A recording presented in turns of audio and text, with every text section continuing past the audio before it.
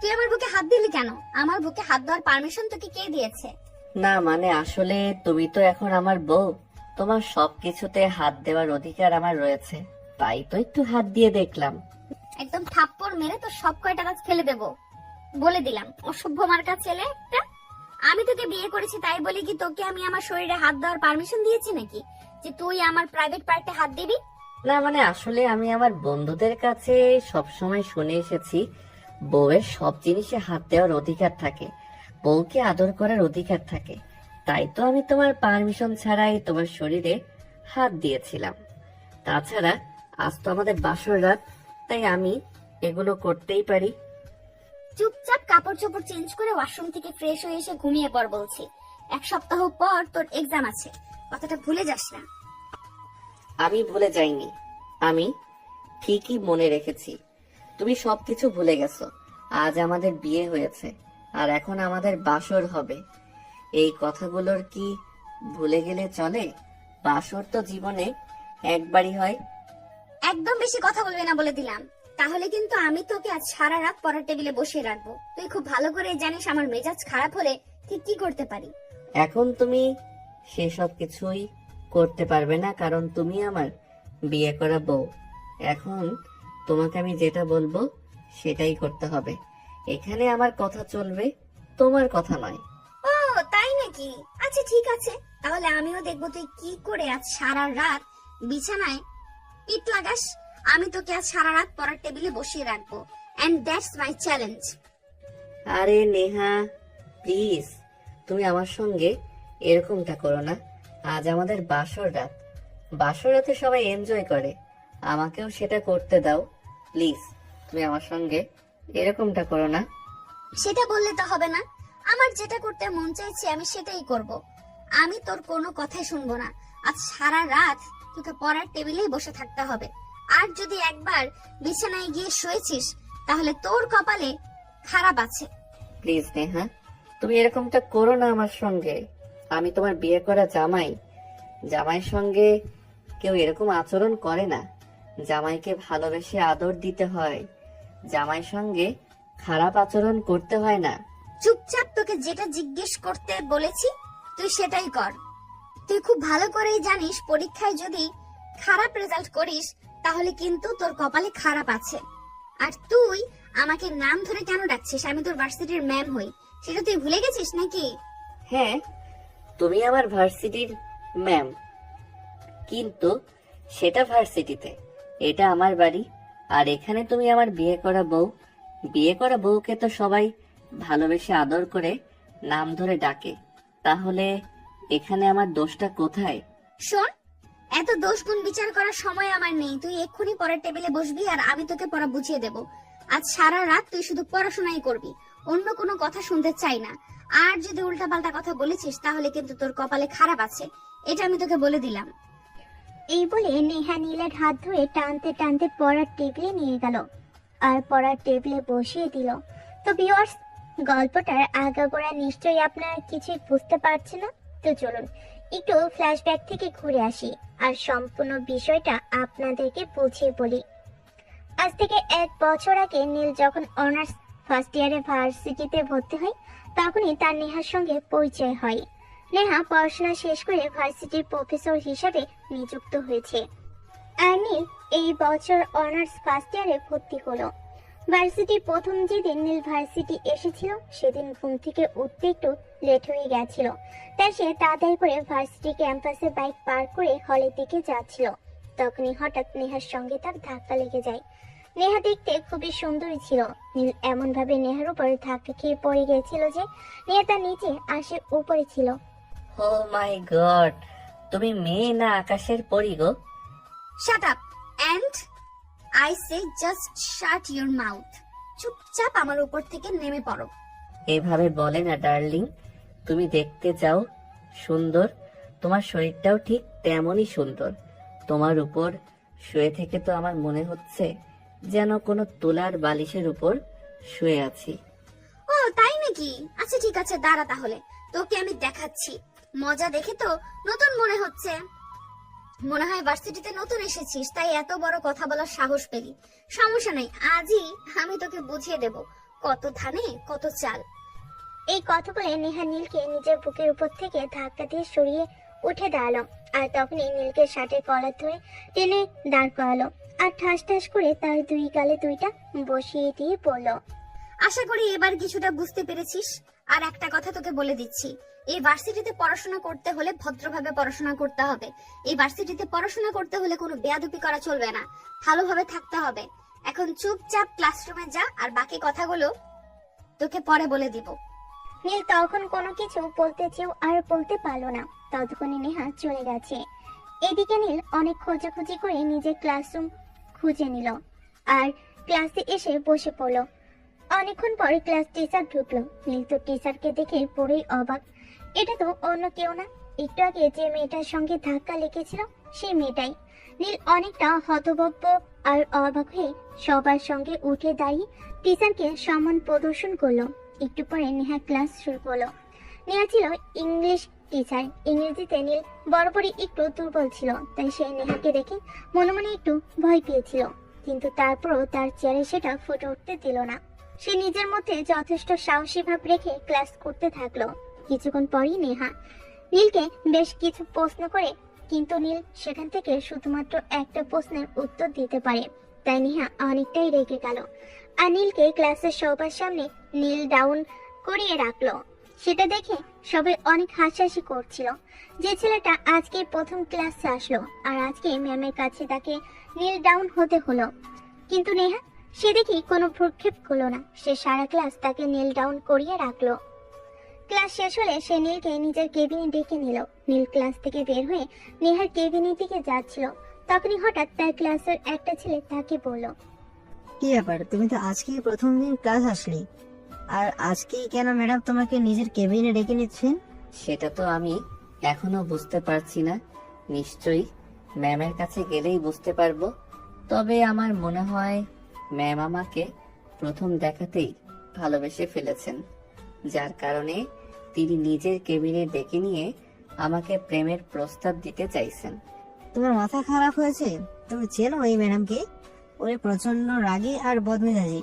জানি না তোমার সঙ্গে কি হতে চলেছে, তবে সাবধান, ম্যামের সঙ্গে কোনো উল্টোপাল্টা উত্তর দিতে যেও না, তাহলে কিন্তু তোমার কপালে খারাপ হয়ে আছে, কথাটা মনে রেখো। আরে বাবা, তুমি এত চিন্তা করো না, ম্যাম আমাকে কিছুই করবেন না। আমি সত্যি বলছি, তুমি দেখে নিও। ম্যাম প্রথম দেখাতেই আমাকে ভালোবেসে ফেলেছেন, তাই তো আমাকে নিজের কেবিনে ডেকে নিয়ে প্রেমের প্রস্তাব দিতে চাইছেন। তোমার সে আশায় ঘুরে বাড়ি, কারণ ম্যামকে আমরা প্রত্যেকটা স্টুডেন্টই খুব ভালো করে চিনি। তিনি প্রেম করার মতো মেয়ে নন। তাছাড়া বয়স তো অনেক হয়েছে, যেহেতু ভার্সিটির প্রফেসর, তাই আমার মনে হয় ওনার হাজবেন্ড থেকে শুরু করে বাচ্চা কাচ্চা পর্যন্ত আছে। তাই সেসব চিন্তা ভাবনা বাদ দিয়ে দাও। আরে ভাই, কে বলেছে হাজবেন্ড বাচ্চা কাচ্চা থাকলে কেউ প্রেম করবে না? আমার মতো হ্যান্ডসাম ছেলে দেখলে 3 বাচ্চার মাও বাচ্চা রেখে আমার সঙ্গে পালাবে। এই কথা বলে নীল ছেলেটাকে পাশ কাটিয়ে নেহার কেবিনের দিকে অগ্রসর হতে থাকলো। নীল নেহার কেবিনে প্রবেশ করতেই নেহা নীলকে বলে, তোর বাসা কোথায় আর কোন কলেজ থেকে এসেছিস? আমার বাসা ঢাকাতেই, আর আমি ঢাকা সিটি কলেজে পড়াশোনা করতাম, সেখান থেকে এসেছি। যাই হোক ম্যাম, এবার আপনার ব্যাপারে বলুন। তোর সাহস তো কম নয়, তুই আমার কেবিনে দাঁড়িয়ে আমাকে প্রশ্ন করছিস। তুই জানিস আমি তো টিচার, আর টিচারকে তুই এভাবে প্রশ্ন করার সাহস কোথায় পাচ্ছিস? আরে ম্যাডাম, আপনি রেগে যাচ্ছেন কেন? এখানে রেগে যাওয়ার মতো কি আছে? আপনি আমার টিচার, তাই আপনি আমাকে প্রশ্ন করেছেন। আমিও আপনার স্টুডেন্ট, তাই আপনার ব্যাপারেও আমার জানার অধিকার রয়েছে। তাই তো আমি আপনাকে জিজ্ঞাসা করলাম। বলুন না আপনার ব্যাপারে কিছু। আমি তো টিচার হই, এটা তোর জন্য যথেষ্ট। আমার ব্যাপারে আর কোনো কিছু জানার আগ্রহ দেখাস না, তাহলে কিন্তু তোকে বিপদে পড়তে হবে। কথাটা মনে রাখিস, কারণ ভুলে যাবি না আমি তোর টিচার হই। বউ হলেও কিন্তু সমস্যা নেই। যাই হোক ম্যাম, আপনাকে কিন্তু আমার হেব্বি লেগেছে। আপনি চাইলে আমি আপনার বাসায় বিয়ের প্রস্তাব পাঠাতে পারি। কথাটা শেষ করার আগে নেহা নিজের চেয়ার ছেড়ে উঠে এসে নীলের শার্টের কলার চেপে ধরে রাগে গজগজ করতে করতে বলতে লাগলো, তোর দুঃসাহস থেকে অবাক না হয়ে পারছি না। আজকে তুই প্রথম দিন ভার্সিটিতে এলি, আর আজকে এই প্রথম দিন ভার্সিটিতে এসে তুই এরকম পারফরমেন্স দেখাচ্ছিস, তোর বুকের পাটা আছে বলতে হয়। তবে একটা কথা ভুলে যাস না, তুই আমার সঙ্গে তেরামি করলে কিন্তু এই ভার্সিটিতে পড়াশোনা করাটাই তোর জন্য টাফ হয়ে দাঁড়াবে। আমি আপনার সঙ্গে তেরামি কোথায় করলাম? আমি তো যেটা সত্যি সেটাই বলেছি। আমি সত্যি বলছি। ম্যাডাম, আপনি কিন্তু দেখতে হেব্বি সুন্দর। আপনাকে আমার প্রথম দেখাতেই ভালো লেগে গেছে। আপনি চাইলে আমি আপনার বাসায় বিয়ের প্রস্তাব পাঠাতে চাই। এক্ষুনি আমার চোখের সামনে থেকে চলে যা বলছি। আমি তোর সঙ্গে আর কোনো কথাই বলতে চাই না। তোর মতো অসভ্য মার্কা একটা ছেলেকে কিভাবে প্রিন্সিপাল স্যার অ্যাডমিশন করালো সেটাই আমি বুঝতে পারছি না। তোর মতো ছেলেদের তো বস্তিতে থাকা উচিত, ভার্সিটিতে নয়। এখন তুই আমার চোখের সামনে থেকে দূর হ, আমি তোর সঙ্গে কোনো কথা বলতে চাই না। নীল তখন আর কিছুই না বলে ম্যামের কেবিন থেকে বের হয়ে ক্লাসরুমের দিকে যাচ্ছিল। আর তখনই সেই ছেলেটা এসে তার সামনে দাঁড়ালো আর বলল, কি ব্যাপার ভাই, বিষয়টা কি হলো? আমি তো সেটাই বুঝতে পারলাম না। তুমি ম্যামের কেবিনে গেলে আর চুপচাপ চলে এলে, ম্যাম তোমাকে এমনি এমনি চলে আসতে দিল? সেটা কি করে সম্ভব? আরে ভাই, তোমাকে বললাম না ম্যাম আমাকে প্রথম দেখাতেই ভালোবেসে ফেলেছে। তাই তো ম্যাম আমাকে প্রেমের প্রস্তাব দেওয়ার জন্য নিজের কেবিনে ডেকে নিয়েছিল। আমার কথা যদি বিশ্বাস না হয় তাহলে তুমি নিজেই গিয়ে ম্যামের কাছে জিজ্ঞাসা করে আসতে পারো। ভাই, তোমার মতো আমার এত দুঃসাহস নেই যে ম্যামকে গিয়ে আমি এমন প্রশ্ন করব। কারণ আমি যদি ম্যামকে এই প্রশ্ন করি তাহলে আমার আর এই ভার্সিটিতে এক দণ্ড থাকা হবে না। কারণ ম্যামকে আমি খুব ভালো করে চিনি। তাই তুমি তোমার দুঃসাহস নিয়ে থাকো। চলো, জীবনের পথে চলতে হলে কিছুটা হলেও সাহস রাখতে হয়। এত ভীত হতে নেই। ভীত হতে গেলে সবসময় ঠকে যেতে হয়। তাই সবসময় একটু সাহস নিয়ে চলতে হয়, তাহলে জীবনের যুদ্ধে জয়ী হওয়া যায়। এই বলতে বলতে নীল হৃদয়কে নিয়ে ক্লাসরুমের দিকে চলে গেল। আর সেই দিনকার মতো ক্লাস পর্ব শেষ হলে ভার্সিটি ছুটি হলো। আর ভার্সিটি ছুটি হওয়ার সময় নীল গেটের সামনে দাঁড়িয়ে তার বাইক নিয়ে অপেক্ষা করছিল। প্রায় আধা ঘন্টা পরে নেহা ভার্সিটি ক্যাম্পাস থেকে বের হয়ে গেটের সামনে দাঁড়িয়ে রিক্সার জন্য অপেক্ষা করছিল। তখনই নীল বলল, আরে ম্যাম, আমি আপনার জন্য সেই কখন থেকে বাইক নিয়ে দাঁড়িয়ে দাঁড়িয়ে অপেক্ষা করছি আপনাকে বাসা পর্যন্ত পৌঁছে দেব বলে। কিন্তু আপনি তো দেখছি আমাকে কোনো পাত্তা না দিয়ে ওদিকে গিয়ে রিক্সা করছেন কেন বলেন তো? তোকে আমি কখন বললাম যে আমাকে আমার বাসা পর্যন্ত পৌঁছে দিতে হবে? রাস্তায় অনেক রিক্সা রয়েছে, আমি কোনো একটা রিক্সা দিয়ে আমার বাসায় চলে যেতে পারবো। আর যদি রিক্সা না পাই তাহলে হেঁটে হেঁটে চলে যাব। কিন্তু ম্যাডাম, আমি থাকতে আপনাকে সেই কষ্টটা কিভাবে করতে দেই বলেন তো? এত সুন্দর একটা বাইক রয়েছে আমার, আর আমি সেটা দিয়ে আমার বাসা পর্যন্ত যাব, আর আপনি কি না হেঁটে হেঁটে যাবেন? এমনটা তো কখনোই আমি হতে দিতে পারি না। তাই প্লিজ ম্যাম, কোনো কথা না বলে চুপচাপ চলে আসুন। আমি আপনাকে আপনার বাসা পর্যন্ত পৌঁছে দিয়ে আসি। তুই এখন এখান থেকে যাবি নাকি যাবি না সেটাই বল। আরে ম্যাম, বললাম তো আপনি আমার সঙ্গে আসুন। আমি আপনাকে আপনার বাসা পর্যন্ত পৌঁছে দিয়ে আসি। আপনি এখানে 1 ঘন্টা দাঁড়িয়ে থাকলেও কোনো রিক্সা পাবেন না, কারণ আজ রাস্তায় একটু গ্যাঞ্জাম হয়েছে, তাই কোনো রিক্সা চলাচল করবে না। এই, তোকে তো আমি বলেছি আমার ব্যাপারে এত চিন্তা করার কোনো কারণ নেই। তুই তোর মতো করে চলে যা, আমি যেইভাবে পারি বাসায় চলে যাব। আমি তোকে আমার বিষয়ে চিন্তা করতে বলিনি। ঠিক আছে ম্যাডাম, আমি চলে যাচ্ছি। কিন্তু একটা কথা আপনাকে বলে দিচ্ছি, আজ সারাদিন আপনি এখানে দাঁড়িয়ে থাকলেও কোনো গাড়ি পাবেন না বাসায় যাওয়ার জন্য। তখন কিন্তু আবার আফসোস করবেন না। আরে মোর জ্বালা, তুই এখনো যাচ্ছিস না কেন? আমি কি তোকে এখনো এখানে দাঁড়িয়ে থাকতে বলেছি নাকি? বলছি তো তুই এখান থেকে চলে যা, আমার ব্যাপারটা আমি নিজেই দেখে নিব। তোকে আমাকে নিয়ে কোনো চিন্তা করতে হবে না। চুপচাপ এখান থেকে চলে যা আর আমাকে উদ্ধার কর। আমি তোর সব পেঁচাল আর সহ্য করতে পারছি না। দয়া করে এখান থেকে চলে যা। নীল তখন সেখান থেকে চলে গেল আর পাশের একটা রেস্টুরেন্টে গিয়ে খাবার খাচ্ছিল। কারণ আছে, সবকিছু ঠিক করে রেখেছে সে তার বন্ধুদের দিয়ে। এই রাস্তায় রিক্সা চলাচল বন্ধ করে দিয়েছে, আর তার জন্য অবশ্য তাকে একটা মোটা অঙ্কের পেমেন্ট করতে হয়েছে। সে যাই হোক, এ ব্যাপারে একটু চিন্তিত নয়, কারণ ম্যাডামকে দেখে তার প্রথম দেখাতেই ভালো লেগে গেছে। তাই সে যেভাবেই হোক ম্যাডামকে পটাতে চায়। প্রায় 1 ঘন্টা পর সে রেস্টুরেন্ট থেকে বের হয়ে আসলো আর বাইক নিয়ে ভার্সিটির সামনে উপস্থিত হলো। নেহা ম্যাডাম তাকে দেখে বলল, কি ব্যাপার, তুই আবার এখানে আসলি কেন? তুই না বাসায় চলে গেছিলি, তাহলে আবার এখানে কেন আসলি? ম্যাডাম, আমি তো সে কবে বাসায় চলে গিয়েছিলাম, কিন্তু আপনাকে তো বললাম আজ এখানে কোনো রিক্সা আসবে না। তাই চলুন আমি আপনাকে আপনার বাসা পর্যন্ত পৌঁছে দিয়ে আসি। কিন্তু আপনি তো আমার কোনো কথাই শুনলেন না, উল্টো এখানেই এখনো দাঁড়িয়ে আছেন। বলছি কি ম্যাডাম, একটু পরেই সন্ধ্যা হয়ে যাবে, আর সন্ধ্যার পর এই এলাকায় অনেক বখাটে ছেলেরা ঘোরাফেরা করে। তাই চলুন আমি আপনাকে বাসায় পৌঁছে দিয়ে আসি। নেহা তখন বেশ কিছুক্ষণ এই বিষয়টা নিয়ে অনেক চিন্তা করলো, কারণ সে নিজেও জানে এই এলাকায় অনেক বখাটে ছেলেপেলে আছে, আর যারা সন্ধ্যার পরে রাস্তার বাইর হয়। তাই সে কিছু চিন্তা ভাবনা করে নীলকে বলল, ঠিক আছে, চল তাহলে। তবে একটা কথা মাথায় রাখবি, রাস্তায় কিন্তু তোকে আস্তে আস্তে বাইক চালাতে হবে। হুট করে ব্রেক করবি না। এই কথাগুলো যদি তুই মাথায় রাখতে পারিস, তাহলেই আমি তোর সাথে বাইকে উঠবো। ঠিক আছে ম্যাডাম, কোনো সমস্যা নেই। আপনি যেমন বলবেন তেমনটাই হবে। আপনি আমার ম্যাডাম, আমি কি আপনার কথা অমান্য করতে পারি? আর আপনার জন্য মায়া লাগছিল বলেই তো এতক্ষণ পর আবার বাসা থেকে ফিরে আসলাম আপনাকে বাসায় পৌঁছে দেওয়ার জন্য।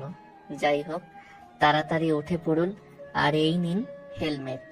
নেহা তখন নীলের হাত থেকে হেলমেটটা নিয়ে মাথায় পরিয়ে নিল আর তারপর বাইকে উঠে বসলো। তখন মনে মনে ভাবতে লাগলো, একবার যখন বাইকে উঠেছেন তখন বুঝতে পারবেন আমি কি জিনিস। নীল বাইক চালাচ্ছিল, তখনই হঠাৎ রাস্তার সামনে একটা ম্যানহোলের ঢাকনার সঙ্গে ধাক্কা লেগে গেল।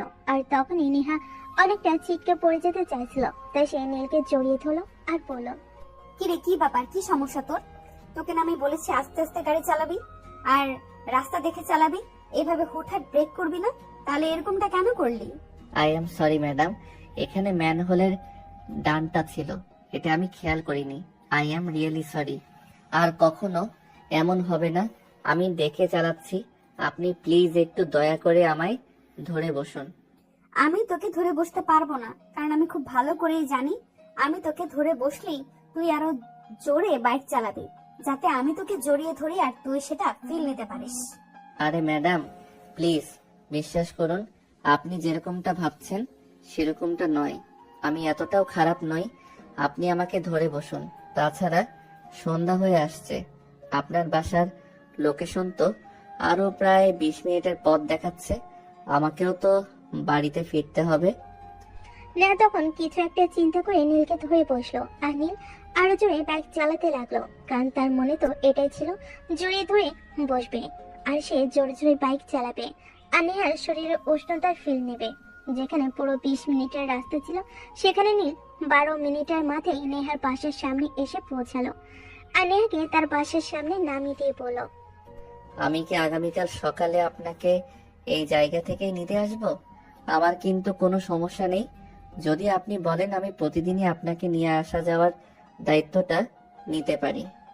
তোর মতো ছেলেদের এই একটাই সমস্যা, আমাদের মতো সুন্দরী মেয়েরা যখন একবার একটু হেল্প চায়, তখন তারা যে হেল্প করতে আসিস আর আমাদের থেকে সুবিধা নিতে চেষ্টা করিস। কিন্তু বিশ্বাস কর, শেষ হবে, কোনো লাভ হবে না। আমি তোকে সেই সুযোগটা দেব না। আমার বাসার সামনে আসার তোর কোনো প্রয়োজন নেই। প্রয়োজন হলে আমি উবার ডেকে নেব আর প্রতিদিন উবারে করেই যাওয়া আসা করব, কিন্তু তোকে আর আমার বাসার সামনে আসতে হবে না। ঠিক আছে ম্যাডাম, আপনি যেটা ভালো মনে করেন। তবে আমি কিন্তু আপনাকে খারাপ প্রস্তাব দেইনি। আমি কিন্তু আপনাকে ভালো কথাই বলেছিলাম। আমার সঙ্গে আপনার যাতায়াত করলে নিজের যাওয়া আসার খরচটা বেঁচে যেত। আপনার বাসা থেকে ভার্সিটিতে যাওয়া আসার জন্য কিন্তু আপনাকে প্রতিদিন 300 থেকে 400 টাকা ওভার খরচ করতে হবে, কিন্তু আমার সঙ্গে ফ্রিতে যেতে পারতেন। আরে বাবা, বললাম তো আমাকে নিয়ে তোর এত চিন্তা করতে হবে না। তুই নিজের চরকায় তেল দে আর আমাকে আমার মতোই থাকতে দে। যাই হোক, এই নে 100 টাকা, এটা দিয়ে চকলেট কিনে খাস। Thank you madam. আপনাকে প্রথম দিন আপনার বাসা পর্যন্ত পৌঁছে দিলাম, আর তার জন্যই 100 টাকার টিপস পেলাম। তবে একটা কথা ম্যাডাম, আমি কিন্তু এই টাকাটা খরচ করব না। আপনার দেওয়া প্রথম উপহার হিসেবে নিজের মানি ব্যাগের এক কোণায় রেখে দেব। আসলে এটা সত্যি যে তোর মাথায় সমস্যা আছে। তুই এক কাজ করিস, তোর বাবার নাম্বারটা আমাকে দিস। আমি তোর বাবাকে ফোন দিয়ে বলে দিব তোকে একজন ভালো সাইকোলজি স্পেশালিস্ট দেখাতে। তা না হলে তোর যেরকম মেন্টালিটি অবস্থা, তাতে তুই বেশি দিন ঠিক থাকতে পারবি না। তোকে খুব তাড়াতাড়ি মেন্টাল হসপিটালে শিফট করতে হবে। নীল তখন নেহার কথার কোনো উত্তর না দিয়ে হাসতে হাসতে বাইক নিয়ে সেখান থেকে চলে গেল। আর নেহা বাসে প্রবেশ করলো। নেহা বাসে প্রবেশ করতেই তার আম্মু তাকে প্রশ্ন করলো, কি ব্যাপার নেহা, আজ ভার্সিটি থেকে ফিরে আসতে এত লেট হলো কেন? আমি সেই কখন থেকে তোর জন্য অপেক্ষা করছি আর টেনশন হচ্ছিল, ভাবলাম তোর কোনো সমস্যা হলো নাকি। তাছাড়া অনেকবার তোকে ফোন দিয়েছিলাম, তোর ফোন সুইচ অফ বলছিল। আম্মু, আসলে গতকাল রাতে ফোনটা চার্জে দিতে ভুলে গিয়েছিলাম। ফোনের চার্জ শেষ হয়ে গেছিল, তাই ফোন সুইচ অফ বলছিল। আর ফোনের চার্জারও সঙ্গে নিয়ে যাইনি যে ফোনটা চার্জ দেব। আচ্ছা ঠিক আছে, কোনো সমস্যা নেই, এখন ফ্রেশ হয়ে বিশ্রাম নে। অতঃপর নেহা নিজের রুমে চলে আসলো আর ওয়াশরুমে গিয়ে ফ্রেশ হয়ে নিল। তারপর নিজের জামা কাপড় চেঞ্জ করে ফোনটা চার্জে বসে একটু বেলকুনিতে গিয়ে বসলো। তখন রাত নেমে এসেছে। আজকের আকাশটা মোটামুটি ভালোই লাগছে। সন্ধ্যাবেলা থেকে চাঁদ তারা দিয়ে পরিপূর্ণ হয়ে উঠেছে। আকাশটা অনেক সুন্দর লাগছে। এসব ভাবতে ভাবতে নেহার রুমে চলে আসলো আর রুমটা একটু গুছিয়ে নিল। তারপর রান্নাঘরে গিয়ে তার আম্মুকে রান্নার কাজে সহযোগিতা করলো। রান্নাবান্না শেষ হলে মা মেয়ে দুজনেই খাওয়া দাওয়া করে ঘুমিয়ে পড়লো। গল্পে তো অনেক দূর পর্যন্ত চলে আসা হলো, কিন্তু গল্পের নায়ক নায়িকার বিষয় তো সেরকম কিছু আপনাদের বলাই হলো না। গল্পের নায়িকা নেহা, যে ভার্সিটির প্রফেসর, সে তার মায়ের একমাত্র সন্তান। মায়ের একমাত্র সন্তান বলার পেছনেও যথেষ্ট কারণ রয়েছে। কারণ নেহার বয়স যখন 6 মাস, তখন নেহার বাবার সঙ্গে নেহার আম্মুর ডিভোর্স হয়ে যায়। আর নেহাকে তার আম্মু তার আব্বুর সঙ্গে যেতে দেয়নি, তাই নেহা তার আম্মুর কাছে থেকে যায়। আর তার আম্মু একটা প্রাইভেট ক্লিনিকে নার্স ছিলেন। তার থেকে যা বেতন পেত সেটা দিয়ে মা মেয়ের খুব ভালোভাবেই চলে যেত। মেয়ের কথা চিন্তা করে নেহার আম্মু আর দ্বিতীয় বিয়ে করেনি। নেহাকে নিয়ে তিনি পুরোটা জীবন কাটিয়ে দিয়েছেন। এখন আলহামদুলিল্লাহ নেহা তার মায়ের কষ্টের দিনগুলো শেষ পথে নিয়ে এসেছে। সে পড়াশোনা শেষ করে একটা ভার্সিটি প্রফেসর হিসেবে নিযুক্ত হয়েছে আর ভালো টাকা মাইনেও পাচ্ছে। সে তার মায়ের কষ্টটা বুঝতে পারে, তাই তো মায়ের ছোট ছোট স্বপ্নগুলো পূরণ করতে শুরু করেছে। অপরদিকে নীল, সে হলো কোটিপতি বাবা মায়ের একমাত্র আদরের রাজপুত্র। নীলের বাবার বেশ কয়েকটা পোশাক শিল্পের কারখানা রয়েছে। সেখান থেকে যা ইনকাম আসে সেটা দিয়ে তাদের খুব ভালোভাবে চলে যায় এবং খুব ভালো টাকা সেভও করতে পারছে, যেটা তারা নীল এবং তার বোনের ভবিষ্যতের জন্য রাখছে। গল্পের নায়ক নীল, তার একটা ছোট বোন, তার নাম রিমি। সে এই বছর এসএসসি পরীক্ষা দেবে। তো ভিউয়ার্স, চলুন আর কথা না বাড়িয়ে মূল গল্পে ফিরে আসা যাক। সেদিন নীল বাসায় ফিরে আসতে আসতে তার রাত প্রায় 8টার মতো বেজে গেছিল। তাই বাসায় ঢুকতে তার ছোট বোন তাকে বলল, কি ব্যাপার ভাইয়া, আজকেই প্রথম দিন ভার্সিটিতে গেলি আর আজকেই তোর বাসায় ফিরে আসতে 8টা বাজলো। এরপর তুই কখন বাসায় ফিরবি সেটা নিয়ে তো আমার যথেষ্ট টেনশন হচ্ছে। Come on my dear sweet sister, আজকে প্রথম দিন ভার্সিটিতে গিয়েছি, একটু লেট তো হবেই। যাই হোক, আম্মু কোথায়? আম্মুকে বলো আমার জন্য খাবার তৈরি করতে, খুব ক্ষুধা পেয়েছে। আমি তো সেই কখন থেকে তোর জন্য খাবার বানিয়ে অপেক্ষা করছি। তুই হাত মুখ ধুয়ে খাবার টেবিলে আয়, আমি তোকে খাবার দিচ্ছি। নীল তখন নিজের রুমে চলে গেল আর ফ্রেশ হয়ে খাবার টেবিলে খাবার খেতে আসলো। নীলের আম্মু তাকে খাবার দিয়ে কিচেনে চলে গেল। তখনই তার ছোট বোন এসে তার পাশে বসলো আর তাকে বলল, তো কি ব্যাপার ভাইয়া, ভার্সিটির প্রথম দিন কেমন কাটলো? একদম মোটা ভার্সিটির একটা ম্যামকে আমার খুব পছন্দ হয়ে গেছে, বলতে পারিস একদম ভালোবেসে ফেলেছি। আর তার জন্যই তো এতটা লেট হলো। বলিস কি ভাইয়া, আমি তো তোর কথা বিশ্বাস করতে পারছি না। তুই প্রথম দিন ভার্সিটিতে গেলি আর প্রথম দিন ভার্সিটি গিয়ে কিনা ভার্সিটির ম্যামকে পছন্দ করলি? তোর রুচি এতটা খারাপ? আরে বাবা, এভাবে বলিস না। মেয়েটা ভার্সিটির প্রফেসর তো কি হয়েছে, মেয়েটাকে কিন্তু আমার হেভি ভালো লেগেছে। মেয়েটাকে প্রথম দেখাতে আমি ভালোবেসে ফেলেছি। তুই যদি একবার মেয়েটাকে দেখিস তাহলে আমি শিওর তুই মেয়ে হয়েও ওই মেয়েটার প্রেমে পড়ে যাবি। ভাইয়া, তুই মনে হয় নেশায় পড়েছিস। লেবু জল খা, সব ঠিক হয়ে যাবে। ভার্সিটির ম্যামের সঙ্গে কেউ প্রেম করে? আরে বোন, তুই বিশ্বাস কর, আমি একদম সত্যি কথাই বলছি। মেয়েটা দেখতে প্রেমে পড়ার মতোই, তাই তো আমি প্রেমে পড়ে গেছি।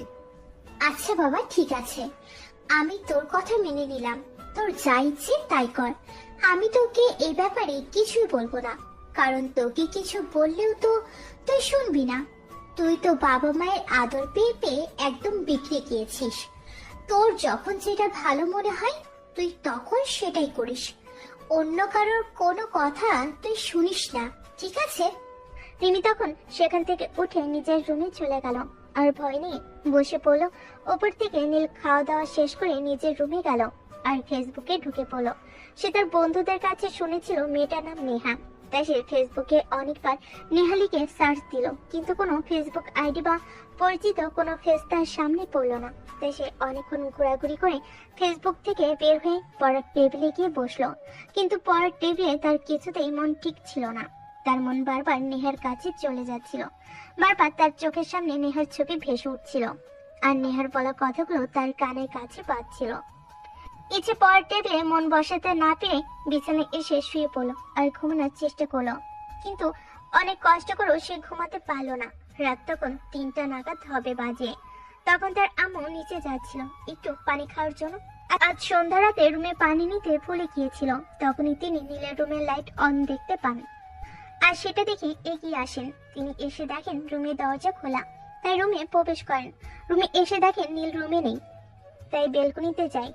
সেখানে গিয়ে দেখেন নীল আকাশের দিকে হাঁ করে তাকিয়ে আছে, তাই তিনি পিছন থেকে বলেন, কি ব্যাপার নীল, কি হয়েছে? এত রাতে তুই এখানে এসে দাঁড়িয়ে আছিস কেন? তোর কি শরীর খারাপ লাগছে? না আম্মু, এমনিতেই ভালো লাগছে না, ঘুম আসছিল না, তাই এখানে এসে দাঁড়িয়ে আছি। কিন্তু তুমি এত রাতে আমার রুমে কেন? কোনো সমস্যা হয়েছে নাকি? না, কোনো সমস্যা হয়নি। আসলে পানি পিপাসা লাগছিল, তাই পানি খাওয়ার জন্য ডাইনিং রুমে যাচ্ছিলাম। রাতের বেলা রুমে পানি নিতে ভুলে গিয়েছিলাম, আর তখনই দেখলাম তোর রুমে লাইট জ্বলছে, তাই দেখতে এলাম। না, সেরকম কিছু নয়, ঘুম আসছিল না তাই বেলকনিতে এসে দাঁড়িয়ে আছি। তুমি যাও, আমি রুমে গিয়ে শুয়ে পড়ছি। নীলের আম্মু তখন রুম থেকে বের হয়ে চলে গেলেন। অপরদিকে নীল রুমে দরজা লাগিয়ে বিছানায় এসে শুয়ে পড়ল, কিন্তু সারা রাত চলে গেল, তার চোখে ঘুম আসলো না। সকাল 7টা বাজে সে ফ্রেশ হয়ে নাস্তার টেবিলে গেল, আর তখনই তার আম্মু তাকে বলল, আর সূর্য কোন দিক থেকে উঠেছে আমি তো সেটাই বুঝতে পারছি না। যে ছেলেকে সকাল 10টা বাজে ঘুম থেকে ডেকে তুলতে হয়, সে কিনা সকাল 7টা বাজে ঘুম থেকে উঠে নাস্তা টেবিলে এসেছে। তোর হয়েছেটা কি বল শুনি? আরে আমার আবার কি হতে যাবে, আমি একদম ঠিক আছি, আমার কিছুই হয়নি। আসলে আজ সকাল সকালে ক্ষুধা লেগে গেছে, তাই তো সকাল সকালে নাস্তা করতে চলে এলাম। নাস্তা দাও। আমার নাস্তা খেতে হলে তোমাকে 10 মিনিট ওয়েট করতে হবে, কারণ তোমরা তো কেউ এত সকালে ঘুম থেকে ওঠো না। আর আমি এইমাত্র কিচেনে এলাম, তুমি 10 মিনিট ওয়েট করো, আমি 10 মিনিটের মধ্যে তোমাকে নাস্তা বানিয়ে দিচ্ছি। ঠিক আছে আম্মু, কোনো সমস্যা নেই, আমি ওয়েট করছি, তুমি নাস্তা বানিয়ে আনো। অতঃপর নীলের আম্মু রান্নাঘরে চলে গেল আর নীলের জন্য নাস্তা বানিয়ে নিয়ে আসলো। নীল নাস্তা খেয়ে তারপর নিজের রুমে চলে গেল আর ঘড়ির কাঁটার দিকে তাকিয়ে থাকলো। কখন সকাল 9টা বাজবে আর সে বাসা থেকে বের হবে। তার সময় যেন কাটতে চাইছিল না, সে বারবার ঘড়ির দিকে তাকিয়েছিল। সকাল 8:30টার মতো বাজে। তখনই তার বোন তার রুমে আসলো আর তাকে বলল, কি ব্যাপার ভাইয়া? আম্মুর কাছে তো শুনলাম তুই নাকি আজ সকাল 7টা বাজে ব্রেকফাস্ট টেবিলে গিয়েছিলি আর ব্রেকফাস্ট করেছিস। হ্যাঁ, এতে এত আশ্চর্য হবার কি আছে? সকাল সকাল আমার ঘুমটা ভেঙে গেল আর ক্ষুধাও পেয়েছিল, তাই তো নাস্তা করে আসলাম। কিন্তু তুই এভাবে কেন আমায় জিজ্ঞাসা করছিস? তোর মনে তো শয়তানি বুদ্ধি ওকে চোখে দিচ্ছে। সে তো দেবী, তুই কাল আমাকে যা শুনিয়েছিস সেটা শুনেই তো আমার সন্দেহ লাগছে। তুই আজ এত সকালে ঘুম থেকে উঠলি কি করে বল না আমাকে, তোর কি হয়েছে? আমার তো মনে হচ্ছে তোর ভিতরে কিছু একটা চলছে। আরে বাবা, তোকে তো কাল বললামই, আমি ম্যামকে প্রথম দেখাতেই ভালোবেসে ফেলেছি। আর জানিস, আজ সারা রাত আমি ঘুমাতে পারিনি। আমার চোখের সামনে শুধু ম্যামের চেহারাটাই ভেসে উঠছিল আর বারবার ম্যামের বলা কথাগুলো মনে পড়ছিল। তাই সারা রাত ঘুম হয়নি। শোন ভাইয়া, প্রেমে পড়া ভালো, ভালোবাসাও ভালো, কিন্তু নিষিদ্ধ কোনো জিনিসের প্রতি মায়া জাগানোটা একদমই ঠিক নয়। তুই ওই মেয়েটাকে ভালোবেসেছিস, সেটা ভালো কথা, কিন্তু যদি মেয়েটা বিবাহিত হয় তাহলে তুই কি করবি? আমি তোকে এটা বলতে চাইছি, দেখ, মেয়েটা ভার্সিটির প্রফেসর, নিশ্চয়ই অনেক বয়স হয়েছে, তবে তার বিয়ে হতে পারে। যদি মেয়েটা তোর না হয় তাহলে তুই মেয়েটাকে ভালোবেসে কি পাবি বল? শোন, আমি মানুষের চোখ দেখে মনের কথা বলে দিতে পারি। আমি মেয়েটাকে দেখেই বুঝতে পেরেছি মেয়েটা বিবাহিত নয়, আর বিবাহিত হলে আমি কখনোই মেয়েটার প্রেমে পড়তাম না। আর যদি পরেও যেতাম তাহলে নিজে থেকেই নিজেকে সরিয়ে নিয়ে আসতাম। যাই হোক, সে ব্যাপারে তোর সঙ্গে কথা বলার কোনো প্রয়োজন নেই। তুই স্কুলে যাচ্ছিস না কেন এখনো? ড্রাইভার আঙ্কেলের মেয়ে অসুস্থ, সে ছুটিতে গেছে। তুই আমাকে স্কুলে পৌঁছে দিয়ে তারপর ভার্সিটি যাবি, সেই জন্য তোর কাছে এটা বলতে এলাম। আমি তোকে স্কুলে পৌঁছে দিতে পারবো না, তাহলে আমার লেট হয়ে যাবে। কারণ আমি নেহাকে কাল বলে এসেছি আমি আজ তাকে বাসার সামনে থেকে তুলে নিব, আর তারপর ভার্সিটি যাব। তাহলে আমি কিভাবে স্কুলে যাব সেটা একবার চিন্তা করিসনি? ড্রাইভার আঙ্কেল নেই, তাহলে তো আমাকে রিক্সা করে স্কুলে যেতে হবে। আর আমার বাবার এতগুলো গাড়ি, টাকার বাড়ি, যদি আমি রিক্সায় করে স্কুলে যাই তাহলে কি আমার প্রেস্টিজ বলতে কিছু থাকবে? অত কিছু আমি জানি না, আর জানার প্রয়োজন আছে বলেও আমি মনে করছি না। তোকে যেটা বলছি তুই সেটাই কর। আমি তোকে স্কুলে পৌঁছে দিতে পারবো না। তোর যদি স্কুলে যেতেই হয় তাহলে তুই অন্য কিছুতে করে স্কুলে চলে যা, আর না হলে আজ স্কুলে যাবার কোনো প্রয়োজন নেই। দেখ ভাইয়া, একদম ভালো হবে না কিন্তু, বলে দিলাম। আমি কেন অন্য কিছুতে করে স্কুলে যাব? আমাকে তুই নিজেই স্কুলে পৌঁছে দিবি, তা না হলে কিন্তু আমি তোর এইসব কাণ্ডকীর্তি আব্বুকে বলে দেব, কথাটা মাথায় রাখিস। ঠিক আছে, আমাকে এত ভয় দেখাতে হবে না। তাড়াতাড়ি রেডি হয়ে নিচে আয়, আমি বাইক নিয়ে অপেক্ষা করছি। তোকে স্কুলে পৌঁছে দিয়ে তারপর নেহাকে নিতে যাব। রিমি তখন কোনো কথা না বলে সেখান থেকে চলে গেল আর রেডি হয়ে নিচে চলে আসলো। তারপর নীল তাকে স্কুলে পৌঁছে দিয়ে নেহার বাসার সামনে চলে আসলো। নীল বাইক দাঁড় করাতে নেহা বাসা থেকে বের হলো। নীলকে দেখে অবাক হয়ে পড়লো। কি ব্যাপার, এই সাত সকালে তুই আমার বাসার সামনে কেন? তোকে না বলেছিলাম এখানে আসতে হবে না, তারপরও কেন এসেছিস? ম্যাডাম, আমি তো আপনাকে বলেই দিয়েছিলাম আমি সকালবেলা আপনাকে নিতে আসব, তাই তো সকালবেলা চলে এলাম। যাই হোক, ভার্সিটির তো টাইম হয়ে গেছে, উঠে পড়ুন প্লিজ, তাড়াতাড়ি চলে যাই। এমনিতেই আজ সকালবেলা আমার বোনকে তার স্কুলে পৌঁছে দিতে হয়েছে, তাই লেট হয়ে গেছে। তুই চলে যা, আমি তোর সঙ্গে যাব না। আমি উবার ডেকেছি, উবারে করেই চলে যাব। ম্যাডাম, আমি তো বলেছিলাম উবার ডাকার কোনো প্রয়োজন নাই। আমি নিজেই আপনাকে ভার্সিটি পর্যন্ত নিয়ে যাব, আর ভার্সিটি থেকে বাসায় পৌঁছে দেব। তাহলে আপনি কেন শুধু শুধু নিজের টাকা খরচ করতে গেলেন? আমার টাকা পয়সা নিয়ে তোরা তো চিন্তা করতে হবে না। তোকে যেটা বলেছি তুই সেটাই কর। শোন, এমনিতেই এতটুকু বয়স পার করতে অনেক কিছু সহ্য করতে হয়েছে, তুই আশা করি আর কোনো প্যারা দিবি না। বলতে বলতে উবার চলে আসলো আর নেহা নীলকে কোনো কিছু না বলে উবারে চলে গেল। নীল মন খারাপ করে বেশ কিছুক্ষণ সেখানে বসে রইল। তারপর বাইক নিয়ে ভার্সিটিতে চলে আসলো। ভার্সিটিতে আসতেই তার বন্ধু হৃদয়ের সঙ্গে তার দেখা হলো, আর হৃদয় তখন তাকে বলল, কি ব্যাপার দোস্ত, আজ আসতে দেরি হলো কেন? এই তো ঘুম থেকে উঠতে একটু দেরি হয়ে গেছে, তাই আসতে দেরি হলো। মিথ্যা কথা কেন বলছো? বন্ধুদের সঙ্গে তুমি আমাকে আমার বাসার সামনে নিতে গিয়েছিলে, আর আমি তোমাকে ফেলে চলে আসলাম। সেই জন্য তুমি সামনে দাঁড়িয়ে দাঁড়িয়ে আমার কথা ভাবছিলে, তাই আসতে দেরি হলো। এসব আপনি কি বলছেন ম্যাম? নীল আপনার বাসার সামনে দাঁড়িয়ে আপনার জন্য অপেক্ষা করেছিল কেন? এই স্টুপিড, তুমি আমায় কেন প্রশ্ন করছো? আমি যেটুকু বলেছি সেটুকু তোমার জন্য যথেষ্ট। আর সে কেন অপেক্ষা করছিল সেটা তার কাছে জিজ্ঞেস করে নাও। আমাকে প্রশ্ন করার কোনো অধিকার তোমার নেই। এই বলে নেহা ম্যাডাম সেখান থেকে অফিস রুমের দিকে চলে গেল। আর অপরদিকে হৃদয় নীলকে পরপর প্রশ্ন করে চলেছে, কিন্তু নীল নেহার চলে যাওয়ার দিকে তাকিয়ে আছে। সে হৃদয়ের করা প্রশ্নের কোনো উত্তরই দিচ্ছে না। হৃদয় তখন অনেকটা বিরক্ত হয়, বলল, আরে ভাই, কি হয়েছে তোর? তুই এভাবে হ্যাবলার মতো ওই দিকে তাকিয়ে আছিস কেন? আর ম্যাডাম কি বলে গেল সেটা তুই শুনলি? যাক, বাদ দে সেসব কথা। চল ক্লাসরুমে যাওয়া যাক, ক্লাসের সময় হয়ে গেছে। আচ্ছা ভাই, ঠিক আছে, ক্লাসে চল। তোদের মধ্যে কি হয়েছে সে সব কিছু জানার কোনো আগ্রহ আমার নেই, কারণ তোরা তো সোজা কথা বলবি না, তাহলে তোদেরকে জিজ্ঞেস করে কি লাভ আছে। যাই হোক, ক্লাস টাইম হয়েছে, ক্লাসে চল। এই বলে তারা ক্লাসরুমে চলে আসলো। আর কিছুক্ষণ পর ক্লাস শুরু হয়ে গেল। এদিকে নেহার ক্লাস শেষ হতে না হতেই নেহা যখন নিজের কেবিনে আসলো, তখনই নীল তার পিছন পিছন তার কেবিনে চলে আসে আর কেবিনে প্রবেশ করেই দরজাটা লাগিয়ে দিল।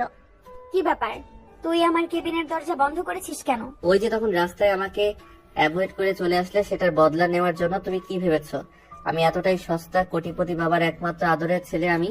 কোনো মেয়ে আমায় অ্যাভয়েড করা তো দূরের কথা, আমার চোখে চোখ রেখে কথা বলতেও 3বার চিন্তা করে। তুই কি আর কে, তোর পরিচয় সেই ব্যাপারে জানার বিন্দু মাত্র আগ্রহ আমার নেই। আমি তোর ম্যাম, এটাই তোর কাছে যথেষ্ট। বুঝতে পেরেছিস? না, আমি কোনো কিছুই বুঝতে পারিনি আর বোঝার চেষ্টাও করি না, কারণ আমি সোজা কথার মানুষ। সোজা কথা সবসময় বলতে পছন্দ করি। আমার সঙ্গে কেউ তেরামি করুক, এটা আমার একদমই পছন্দ নয়। আমি তো আপনাকে বললাম আপনাকে আমার পছন্দ, ভালোবেসে ফেলেছি। তারপরও কেন আপনি বুঝতে পারছেন না আমার কথা? তোর কি ভার্সিটিতে পড়াশোনার ইচ্ছা আছে নাকি নেই? তাহলে তুই আমাকে সরাসরি বল। যে ভার্সিটিতে পড়াশোনা করার ইচ্ছা না থাকে, আমি নিজ দায়িত্বে তোকে এই ভার্সিটি থেকে বের করে দেওয়ার বন্দোবস্ত করব। ম্যাডাম, আমি পড়াশোনা করব কি করব না সে ব্যাপারে আপনাকে ভাবতে হবে না, কিন্তু আমি আপনাকে ভালোবাসি, সেটাই আপনার কাছে বলতে এসেছি। এই, আমি খুব ভালো করে জানি সুন্দর জিনিসের প্রতি মানুষের বরাবরই খুব বেশি আকৃষ্ট হয়, আর যখন ওই জিনিসটার প্রতি আগ্রহটা কমে আসে তখন ওই জিনিসটা মূল্যহীন হয়ে পড়ে। তাই আমি কোনো মানুষের আগ্রহের কারণ বা পছন্দের জিনিস হতে চাই না। আর প্রেম ভালোবাসা সে সবকিছু করবার বয়স আমার অনেক আগেই চলে গেছে। আর একটা কথা, কেন তুই তোর মাথায় ঢুকাচ্ছিস না? আমি তোর ম্যাম, আমার উপর কিন্তু ডিপেন্ড করছে তোর এই ভার্সিটিতে পড়াশোনা করা আর না করা। ম্যাম, পড়াশোনা আমার করতেই হবে, সেরকম কোনো বাধ্যবাধকতা আমার লাইফে নেই, কারণ আমার বাবার কোটি কোটি টাকার সম্পদ, যেগুলো শুধু আমি কেন আমার 7 পুরুষ বসে খেলেও ফুরাবে না। তাই পড়াশোনা করে চাকরি বাকরি করতে হবে সেরকম কোনো রুলস আমার লাইফে নেই। হ্যাঁ, সেটা তোকে দেখেই বোঝা যাচ্ছে, কিন্তু আমার লাইফে আমার নিজের তৈরি করা অনেক রুলস রয়েছে। শোন, তুই আমার সম্পর্কে কোনো কিছুই জানিস না আর জানতে আসিসও না, তাহলে তুই নিজেকে নিঃশেষ করে ফেলবি, আর তুই নিজেকে ধন্য ধন্য করে খুঁজেও পাবি না কোথাও, কারণ আমি সেরকমই একজন মানুষ। আমি জানতে চাই না কোনো কিছু, শুধু জানি ভালোবাসি, আর ভালোবাসাকে নিজের করে পেতে হলে আমাকে যাই কিছু করতে হোক না কেন আমি সব করতে প্রস্তুত, যদি নিজের জীবন দিতে হয় তাও। নীলের এসব পাগলামো মার্কা কথাবার্তা শুনে নেহা অনেকটাই রেগে যাচ্ছিল আর নিজেকে কোনোভাবেই কন্ট্রোল করতে পারছিল না। তাই সে রেগে গিয়ে নীলকে বলল, তুই যাবি আমার কেবিন থেকে, নাকি আমি এক্ষুনি প্রিন্সিপাল স্যারের কাছে তোর নামে কমপ্লেইন করব? আপনার যা ইচ্ছে তাই করুন, আমি আপনাকে কোনো বাধা দেব না। তবে যদি উল্টাপাল্টা কিছু করেন তাহলে কিন্তু আমি আপনার নামে বদনাম রটাবো, এই কথাটা আপনি মাথায় রাখবেন। আমি আপনার কেবিনে এসে দরজা বন্ধ করেছি, এটা কিন্তু ভার্সিটির অনেক স্টুডেন্টই নোটিশ করেছে। আর আমি যদি এখন তাদের কাছে গিয়ে বলি আপনি আমাকে এখানে ডেকে এনেছিলেন আমার সঙ্গে কুকর্ম করার জন্য, তাহলে সেটাও কিন্তু বিশ্বাস করতে 2 সেকেন্ড লাগবে না। মানে তুই কি বলতে চাইছিস? আমাকে ভয় দেখাতে চাইছিস? সেসব করে কোনো লাভ হবে না, কারণ আমি কি জিনিস সেটা ভার্সিটির প্রত্যেকটা স্টুডেন্ট খুব ভালো করে জানে। ঠিক আছে, কোনো সমস্যা নেই, তাহলে আপনি যান। প্রিন্সিপাল স্যারের কাছে আমিও দেখিয়ে দেব আমার ক্ষমতা কতটা। নেহা তখন তার কথার কোনো পরোয়া না করে নিজের কেবিন থেকে বের হয়ে সোজা প্রিন্সিপাল স্যারের কেবিনে চলে গেল আর প্রিন্সিপাল স্যারকে সমস্ত ঘটনাটা খুলে বলল। সবকিছু শুনে প্রিন্সিপাল স্যার নীলকে নিজের কেবিনে ডেকে নিলেন আর বলেন, কি ব্যাপার নীল, আমি তোমার ব্যাপারে এসব কি শুনছি? আমি তো জানি তুমি ভদ্র ফ্যামিলির ছেলে, তোমার কাছ থেকে এসব আশা করিনি। স্যার, আপনি কি শুনেছেন আমি জানি না, কিন্তু আপনি তো আমার সম্পর্কে ভালোই আইডিয়া রাখেন আমি কেমন ফ্যামিলিতে বিলং করি। একজন মানুষ আমার নামে উল্টাপাল্টা বলবে, সেটা যদি আপনি বিশ্বাস করেন তাহলে তো হয় না। স্যার, আমি আপনার ভার্সিটিতে 2 বছর যাবত চাকরি করছি, আপনি তো আমার সম্পর্কে খুব ভালো করে জানেন। আমি কেন একজন স্টুডেন্টের বিরুদ্ধে মিথ্যা কথা বলতে যাব? স্যার, আমার বাবার পরিচয় জানার পর শুধু এই ম্যাম কেন, ভার্সিটির প্রত্যেকটা মেয়ে হয়তো আমার পিছনে লাইনে পড়ে থাকবে, সেটা তো আপনি খুব ভালো করেই জানেন। যার কারণে আমি সবার কাছে আমার পরিচয় সিক্রেট রেখেছি। শুধু ম্যাম আমার কাছে আমার পরিচয় জানতে চেয়েছিল। ম্যাম বলে আমি আমার পরিচয় ওনার কাছে দিয়েছি, কিন্তু উনি এরকমটা করবেন এটা আমার কল্পনার বাইরে ছিল। তোমরা দুজনে আমাকে একটা কনফিউশনের ফেলে দিছো যে আমি কোনো সিদ্ধান্ত নিতেও ভয় পাচ্ছি, কারণ দুজনকে আমি খুব বিশ্বাস করি, কিন্তু কার কথা বিশ্বাস করব আর কার কথা ফেলে দেব সেটাই তো বুঝতে পারছি না। প্লিজ ঘটনাটা কি হয়েছে তোমরা দুজনের সত্য কথা বলো আমাকে। স্যার, আমি যা বলেছি সব কথা সত্যি কথাই বলেছি। নীল আপনাকে মিথ্যা কথা বলছে, হচ্ছে আপনার কাছ থেকে সবকিছু লুকাতে চাইছে। নিজের অপরাধ সে স্বীকার করতে চাইছে না। প্লিজ স্যার, আপনি একটু ওর সাথে কঠোর হন, তাহলে সবকিছু বুঝতে পারবেন। হাই নীল, ম্যাডাম একদম ঠিক কথাই বলেছে। তুমি আমার সঙ্গে সত্য কথা বলো, কারণ ম্যাডামকে আমি 2 বছর ধরে দেখছি, ওনার মধ্যে এরকম কোনো আচরণ আমি দেখতে পাইনি। প্লিজ কি হয়েছে আমাকে সত্য কথা বলো। ঠিক আছে, তার কোনো সমস্যা নেই, আমি আপনাকে সবকিছু বলবো, কিন্তু আপনি যদি আমাকে এই ব্যাপারে সহযোগিতা করেন তবেই। কিন্তু আপনি যদি আমাকে সহযোগিতা না করেন তাহলে সত্যটা আপনি, আমি আর ম্যাডাম জানবো, আর ভার্সিটির প্রতি একটা স্টুডেন্ট জানবে আমার বানানো মিথ্যে গল্প। আমি বুঝতে পারছি না আসলে তোমার মধ্যে কি চলছে, কিন্তু তারপরও আমি তোমাকে রিকোয়েস্ট করে বলছি, তুমি বলো কি হয়েছে, আমি তোমাকে সহযোগিতা করার চেষ্টা করব। অতঃপর নীল প্রিন্সিপাল স্যারকে সমস্ত ঘটনা খুলে বলল, আর এটাও বলল যে আপনি তো খুব ভালো করেই জানেন আমি আমার ফ্যামিলির সঙ্গে খুব ফ্রি হলেও আমার বাবাকে আমি একটু ভয় পাই। বাবার সঙ্গে কোনো কথা সহজে বলতে পারি না, তাই এই ব্যাপারে আপনি আমাকে সহযোগিতা করবেন। আপনি বাবার কাছে আমি যা বলেছি ঠিক তার উল্টো কথা বলবেন। বাবাকে বলবেন ম্যাম আমাকে পছন্দ করে, আর ম্যাম খুবই ভালো একটা মেয়ে, তাই আপনি চান আমরা দুজন দুজনকে বিয়ে করি। তাছাড়া আরো একটা প্লাস পয়েন্ট আছে, আমার বাবা খুব ভালো করেই জানে আমি ইংরেজিতে একটু খারাপ ছাত্র, আর ম্যাডাম তো খুব ভালো ইংরেজি পড়ায়, সেটা কেউ আপনি ইস্যু বানাতে পারেন। এই ছেলে, এসব পাগলামি মার্কা কথাবার্তা বলে কোনো লাভ হবে না, কারণ আমি তোমাকে কোনোদিনই বিয়ে করব না। নিজের ছাত্রকে বিয়ে করে আমি আমার নিজের মান সম্মান ধুলোয় মেশাতে চাই না। হ্যাঁ নীল, আমি বুঝতে পারছি না তোমার কি হয়েছে, তোমার মাথায় ভূত চেপেছে কিনা, এরকম কথা কেন বলছো তুমি? জানো যা বলছো সেগুলো একদম ঠিক নয়। হ্যাঁ স্যার, সেটা আমি খুব ভালো করেই জানি, কিন্তু কি করব বলেন, ভালোবাসা জীবনে বলে কয়ে আসে না। ভালোবাসা ভালো লাগা জীবনে যে কারো প্রতি তৈরি হতেই পারে, তাই তো আমি ভালোবেসে ফেলেছি ম্যামকে। আর জীবনে কোনো জিনিস না পাওয়ার অভ্যেস আমার খুব একটা নেই, কিন্তু আব্বুকে একটু ভয় পাই, সেটাই সমস্যা। স্যার, আপনি এই ছেলের বাবার সঙ্গে কথা বলুন, আর পারলে একে আমাদের ভার্সিটি থেকে বের করে দেওয়ার ব্যবস্থা করুন। তা না হলে আমি কেন, ভার্সিটির অন্য ম্যাম এবং ছাত্রীরাও নিরাপদে থাকতে পারবে না। কারণ বড়লোক বাবার বিগড়ে যাওয়া ছেলেরা এরকমই হয়ে থাকে, সেটা আমি অনেক মুভিতে দেখে এসেছি, আর এবার নিজের লাইফে সম্মুখীন হলাম। ম্যাম আপনি প্লিজ শান্ত হন, আমি দেখছি বিষয়টা কি করা যায়। আমি নীলের বাবার সঙ্গে এই ব্যাপারে কথা বলবো। নীল, তুমি তোমার আব্বুকে বলে দিও আগামীকাল বিকেলে বাসায় থাকতে, আমি তোমার বাবার সঙ্গে দেখা করতে যাব। আগামীকাল তো শুক্রবার, তোমার বাবার অফিস বন্ধ, আর আমারও কোনো কাজ নেই।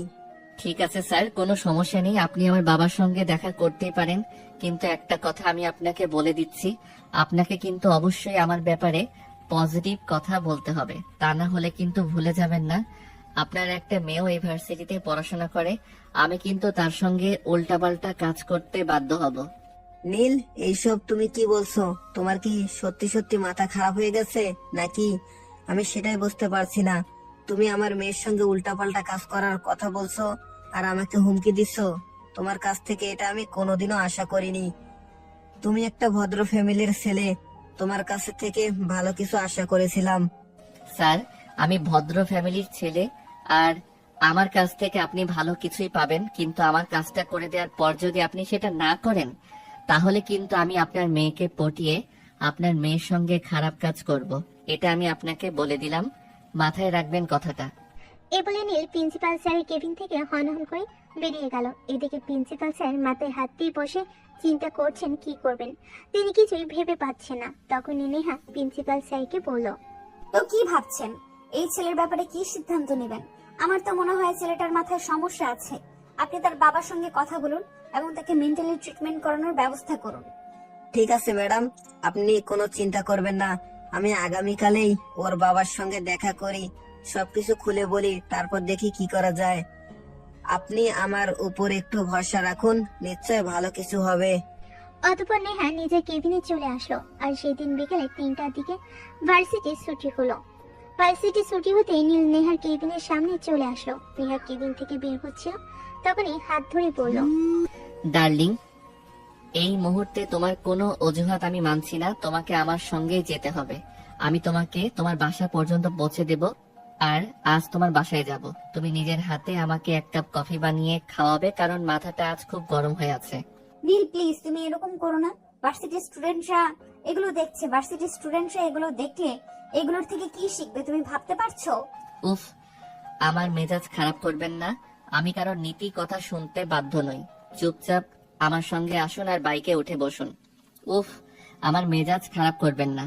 আমি কারোর নীতি কথা শুনতে বাধ্য নই। চুপচাপ আমার সঙ্গে আসুন আর বাইকে উঠে বসুন। আমি অন্য কোনো কথা শুনতে চাই না। নেহা তখন খুব ভালোভাবেই বুঝতে পারলো নীলের সাথে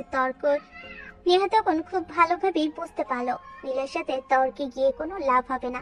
কারণ নীল যেটা বলছে সেটাই করবে, তাকে বাধা দিয়ে কোনো লাভ নেই। তাই সে চুপচাপ নীলের সঙ্গে ভার্সিটির বাইরে চলে আসলো। ভার্সিটির বাইরে এসেই ঘটলো অঘটন। ঠাস ঠাস করে নীলের দুই গালে দুইটা চর মেরে বলল, এই তুই নিজেকে কি ভাবিস বলতো? ভার্সিটির ভেতরে তোকে কিছু বলিনি, কিন্তু এখানে তো তোকে ছেড়ে দেব এমনটা নয়। আমি তোর টিচার আর তুই আমার স্টুডেন্ট, সেটা ভুলে যাস কি করে? ভার্সিটিতে গ্যাঞ্জাম করলে স্টুডেন্টরা নিয়ে হাসাহাসি করতো, তাই সেখানে তোকে কিচ্ছু বলিনি। দেখো নেহা, এখন আমি তোমার সঙ্গে ভদ্র ব্যবহার করছি, কিন্তু তুমি এমন কিছু করো না যাতে আমি ভদ্রতার সীমা অতিক্রম করতে বাধ্য হই। কারণ তুমি খুব ভালো করে জানো আমি কি করতে পারি আর না পারি। আমার মেজাজ খারাপ করো না।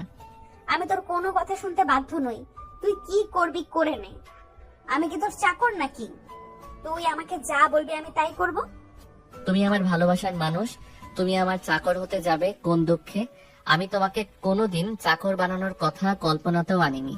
তুমি আমার ভালোবাসার মানুষ হয়ে আমার হৃদয়ের মনে কোথায় থাকবে?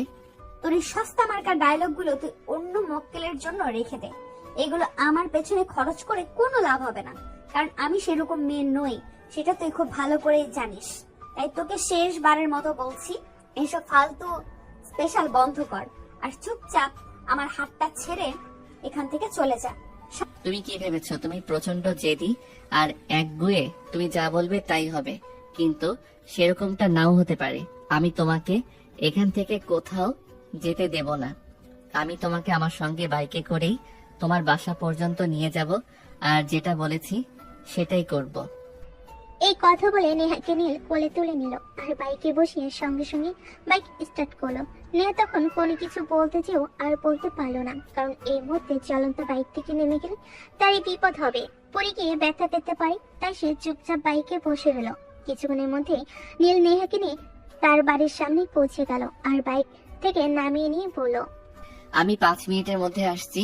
তুমি ভিতরে গিয়ে আমার জন্য কফি বানাও। আমি তো প্রথম দিন শ্বশুরবাড়ি যাচ্ছি, তাই খালি হাতে যেতে পারি না। তবে আমি আসার পর যেন বাসার গেট খোলা পাই, তা না হলে কিন্তু খারাপ হবে বলে দিলাম। নেহা তখন কোনো কিছু না বলে বাসার ভিতর চলে গেল আর দরজা আটকে দিল। নীল প্রায় 10 মিনিট পর ফিরে আসলো আর দরজায় কয়েকবার কলিং বেল দিল, কিন্তু নেহা দরজা খুললো না। অনেকটা দরজার সামনে দাঁড়িয়ে নেহার নাম ধরে ডাকাডাকি করলো, তারপর নেহা দরজা খুলতে আসলো না। অপরদিকে নেহার আম্মু বাইরে থেকে কারোর গলার আওয়াজ শুনে নেহাকে ডাক দিয়ে বললেন, কি রে নেহা, কই তুই? সেই কখন থেকে কেউ একজন তোকে নাম ধরে ডাকছে আর কলিং বেল বাজাচ্ছে, তুই দরজা খুলছিস না কেন? কি হয়েছে বল শুনি। সাবধান আম্মু, একদম দরজা খুলবে না। বাইরে একটা পাগল দাঁড়িয়ে আছে, এর মাথায় সমস্যা আছে, মুখে যা আসে তাই বকে যাচ্ছে, কিন্তু তুমি ওর কথা শুনো না। আরে বাবা, সে না হয় বুঝতে পারলাম, কিন্তু সে তো অনেকক্ষণ ধরে তোর নাম ধরে ডাকাডাকি করছে। তুই বাহিরে গিয়ে দেখ কি হয়েছে। আম্মু আমি ভার্সিটি থেকে ফেরার সময় এসে দেখেছি। এখন আর দেখার কোনো প্রয়োজন নেই। তুমি কোনো টেনশন নিও না, তুমি তোমার রুমে গিয়ে বিশ্রাম নাও, আমি দেখে নেব ব্যাপারটা। নীলের আম্মু তখন আর কথা না বাড়িয়ে সেখান থেকে চলে গেল।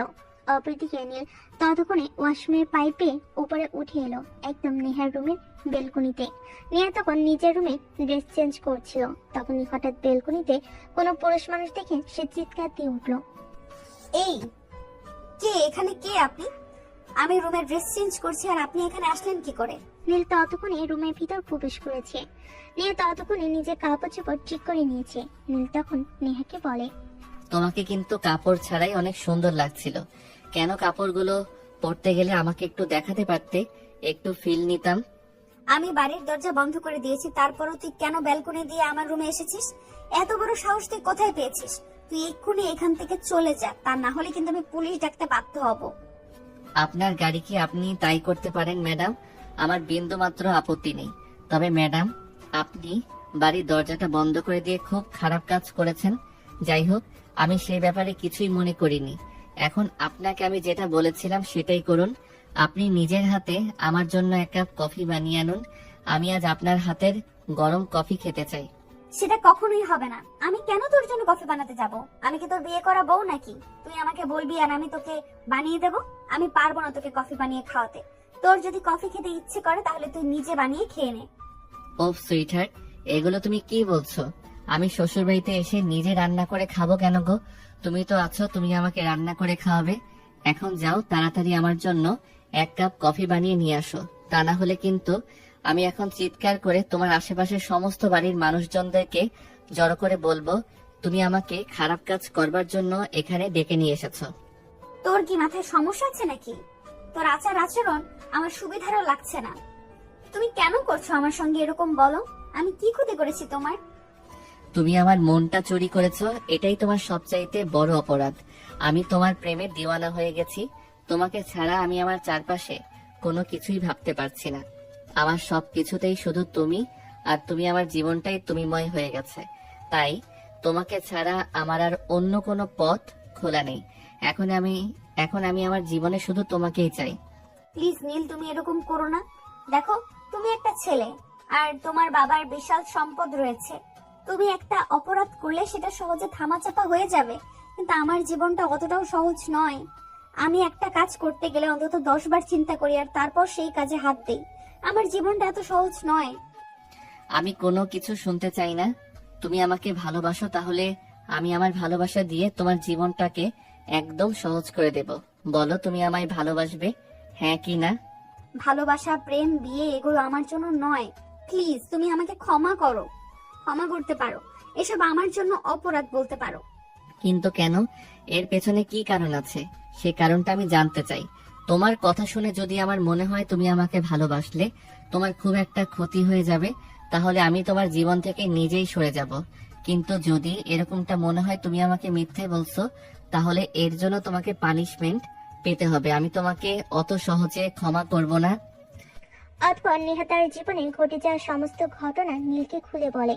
সবকিছু শুনে নীল নেহাকে বলে, এখানে তো আমি তোমার দোষের কিছু দেখছি না, বা তুমি আমাকে ভালোবাসতে পারো না এমন কোনো কারণ দেখতে পাচ্ছি না।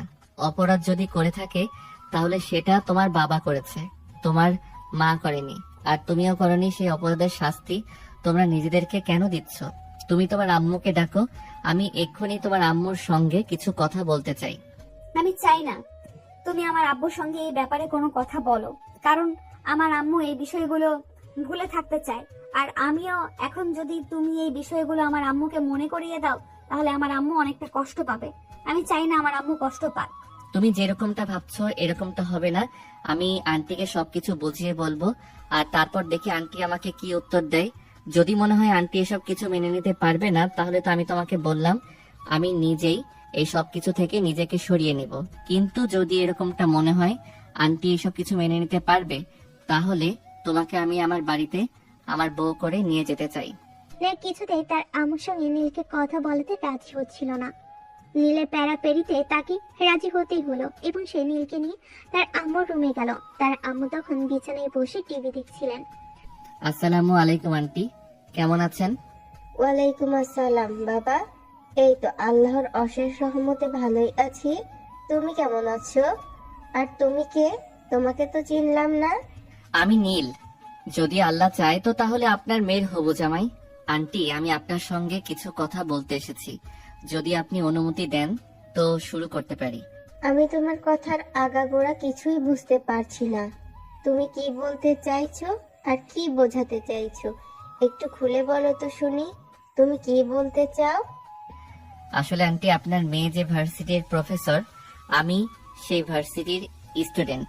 আপনার মেয়েকে আমি যেদিন প্রথম দিন ভার্সিটিতে আসি সেদিনই দেখে পছন্দ হয়ে যায়, আর তারপরেই আপনার মেয়ের পিছনে পড়ি। কিন্তু আপনার মেয়েটা এতটাই নির্দয় যে আমাকে নিজের হৃদয়ে একটু জায়গা দিচ্ছে না। প্লিজ আন্টি, আপনি একটু বুঝিয়ে বলুন না, আমার মতো একটা ছেলেকে কেউ অ্যাভয়েড করে থাকতে পারে? আমি তোমার কথার কিছুই বুঝতে পারছি না। আমার মেয়ে যেই ভার্সিটির প্রফেসর আর তুমি সেই ভার্সিটির স্টুডেন্ট, আর স্টুডেন্ট হয়ে তুমি আমার মেয়েকে প্রেমের প্রস্তাব দিচ্ছ। দেখো, এই সব কিছু আমি পছন্দ করি না। আমি চাই তুমি আমার মেয়ের পিছু নেওয়া ছেড়ে দাও, আমার মেয়েটাকে একটু স্বাধীনভাবে বাঁচতে দাও। জানি তোমরা পুরুষ জাতি মেয়েদের দেখলে নিজেদের সামলাতে পারো না, কিন্তু আমি আমার মেয়েটাকে সব পুরুষদের থেকে দূরে রেখেই বড় করেছি। এখন তার নিজেকে তুলে ধরবার সময় হয়েছে, তাই সে নিজের পায়ে দাঁড়িয়েছে। কিন্তু তুমি তার সেই পথে বাধা হয়ে দাঁড়িও না, প্লিজ বাবা। আন্টি, আপনি আমাকে ভুল বুঝতেছেন। আমি সেরকম ছেলে নই যে আপনার মেয়ের স্বাধীনতায় হস্তক্ষেপ করব। বিশ্বাস করুন আন্টি, আপনার মেয়েকে আমি যেদিন প্রথম দেখি সেদিনই তাকে আমি ভালোবেসে ফেলি, আর তার ভালোবাসায় আমি এতটাই দেওয়ানা হয়ে গেছি যে আমি আমার চারপাশে আপনার মেয়েকে ছাড়া আর কিছু দেখতেই পাচ্ছি না। তাই প্লিজ আন্টি, আপনাকে রিকোয়েস্ট করে বলছি, আপনি আপনার মেয়েকে একটু বুঝিয়ে বলুন না। দেখো, তুমি আমার মেয়ের চাইতে বয়সে অনেক ছোট হবা, আর কে তুমি, কি তোমার পরিচয়, সে ব্যাপারেও আমি কিছু জানি না। তাই আমি এ ব্যাপারে তোমাকে কোনো কথা দিতে পারছি না। আমি আমার মেয়েটাকে পুরো স্বাধীনতা দিয়ে দিয়েছি। সে এখন বড় হয়েছে, তার এখন যেটা করতে ইচ্ছে করে সে সেটাই করতে পারে। তাই আমি আমার মেয়ের বিয়ে, প্রেম এসব ব্যাপারে কোনো সিদ্ধান্ত নিতে চাই না। এটা আমি আমার মেয়ের উপর সম্পূর্ণ ছেড়ে দিয়েছি। নেহা, এবার তো শুনতে পেয়েছো আন্টি কি বলেছে। তুমি যদি রাজি হও তাহলে আন্টি কোনো অমত করবে না। প্লিজ তুমি রাজি হয়ে যাও, আমার ভালোবাসাটাকে আর অ্যাভয়েড করো না। I am so sorry. আমার মায়ের কোনো মত না থাকলেও আমারও মত আছে, কারণ তুমি বড়লোক বাবার একমাত্র বিগড়ে যাওয়া ছেলে। তোমাকে বিয়ে আমি কোনোদিনই করব না। তাছাড়া তুমি আমার চাইতে বয়সে অনেক ছোট। এখন তোমার মধ্যে আবেগ কাজ করছে। জীবনটা আবেগ দিয়ে চলে না, জীবনটাকে চালাতে হলে আরো অনেক কিছুর প্রয়োজন হয়। আমি একটু কোনো কিছু আবেগ দিয়ে চিন্তা করছি না, আমি সবকিছু বিবেক দিয়ে চিন্তা করছি। দেখো, আমি এখন পড়াশোনা করছি, ভবিষ্যতে কিছু একটা করতে পারবো। আমি এমন নয় যে বেকার হয়ে সারা জীবন বসে বসে খাবো। তাছাড়া আমার দায়িত্ব তোমাকে নিতে হবে না, আমি উল্টো তোমার দায়িত্ব নিতে পারবো, কিন্তু আমি কোনোদিন তোমার স্বাধীনতায় হস্তক্ষেপ করব না। দেখো বাবা, আমি তোমার কথা শুনে বুঝতে পেরেছি তুমি আমার মেয়েটাকে ভালোবাসো, কিন্তু আমার মেয়েটা ভালোবাসায় বিশ্বাসী নয়, কারণ তার মা জীবনের কাছে খুব খারাপ ভাবে ঠকে গিয়েছে। তাই সে ভালোবাসা বিশ্বাস করে না।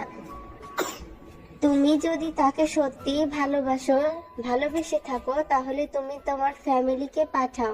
তোমার ফ্যামিলির সঙ্গে আমি কথা বলি, তারা যদি আমার মেয়েকে মেনে নেয় তাহলে বিষয়টা আমি ভেবে দেখব এবং আমার মেয়েকে আমি কিছু বলতে পারবো।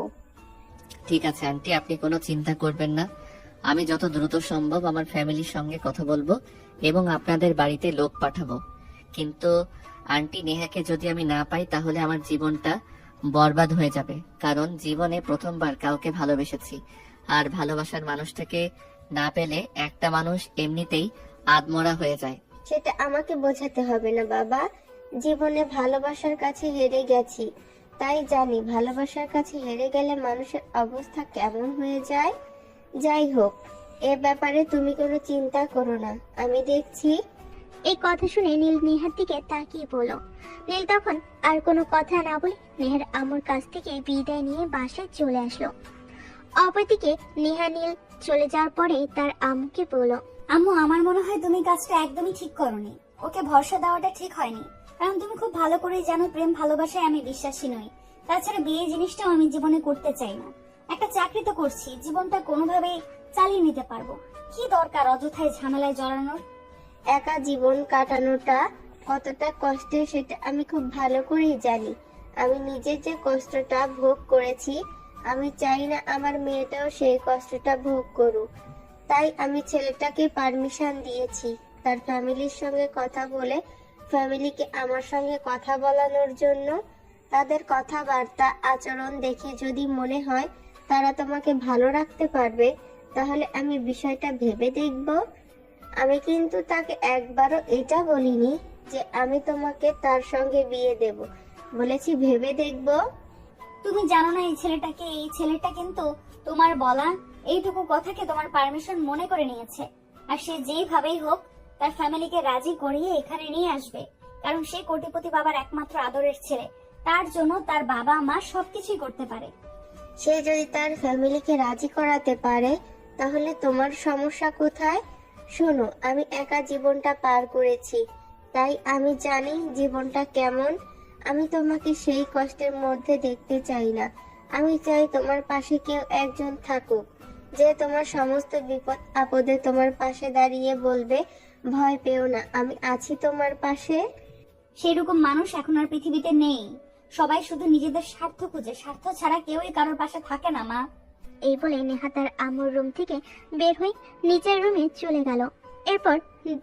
এর পরের দিন বিকেলবেলা নীলের ভার্সিটির প্রফেসর নীলের আব্বুর সঙ্গে দেখা করতে আসে। আসসালামু আলাইকুম, কি অবস্থা, কেমন আছেন আপনি? ওয়ালাইকুম আসসালাম। এই তো আল্লাহর অশেষ রহমতে ভালোই আছি। আপনার কি অবস্থা? হঠাৎ কি মনে করে আমার বাড়িতে? এই তো আপনাদের দোয়ায় ভালোই আছি। আপনার সঙ্গে একটা ব্যাপারে কথা বলতে এলাম। যদিও আমি একজন বাইরের মানুষ হয়ে এই ব্যাপারে কথা বলা ঠিক নয়, কিন্তু আমি তো নিজেকে নীলের টিচার মনে করি, তাই আপনার সঙ্গে কথাটা বলতে এলাম, যদি অনুমতি দেন তো। এভাবে কেন বলছেন আপনি? তো আমার ছেলের টিচার আপনি। আমার ছেলের ব্যাপারে কোনো কথা বলতে আসলে নিশ্চিন্তে বলতে পারেন, আমি কিছুই মনে করব না, বলুন প্লিজ। আসলে আমাদের ভার্সিটিতে গত বছর একজন টিচার নিযুক্ত হয়েছে, যে কিনা নীলের ইংলিশ ক্লাস টিচার। তাকে তো আপনি চিনেন। মানে আপনি ওই মেয়েটার কথা বলছেন? নেহা নামের মেয়েটা তো? হ্যাঁ, আপনি একদম ঠিক ধরতে পেরেছেন। দেখুন, আমি ঘুরিয়ে পেঁচিয়ে কথা বলতে পছন্দ করি না, তাই সরাসরি বলছি, নেহা আর নীল দুজন দুজনকে ভালোবাসে। এসব আপনি কি বলছেন? আপনার মাথা ঠিক আছে তো? আপনি জানেন নেহা নীলের টিচার হয়, সেখানে প্রেম ভালোবাসার মতো সম্পর্ক আছে কি করে?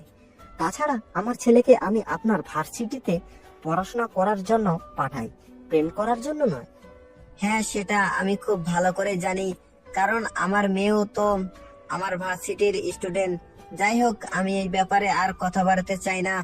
আপনাকে আমি যেটা বলতে চাই, দেখুন, প্রেম ভালোবাসা বলে কয়ে হয় না, যখন তখন যে কারোর সঙ্গে হয়ে যেতে পারে।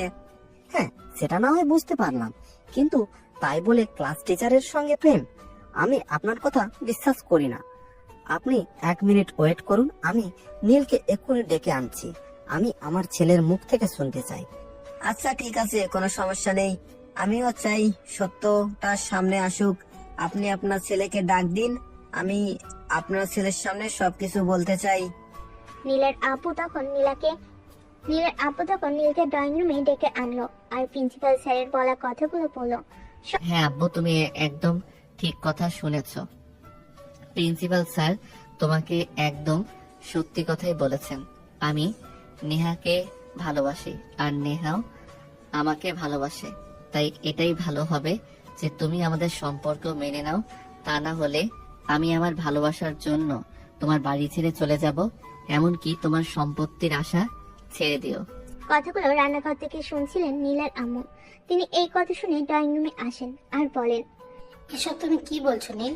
আমি তো নিজের কানকে বিশ্বাস করতে পারছি না। তোমার মতো ছেলেকে আমি পেটে ধরেছি, ভাবতে আমার লজ্জা লাগছে যে কিনা ভার্সিটির প্রফেসরের সঙ্গে প্রেম করছে। ছি ছি, আমি এসব ভাবতে পারছি না।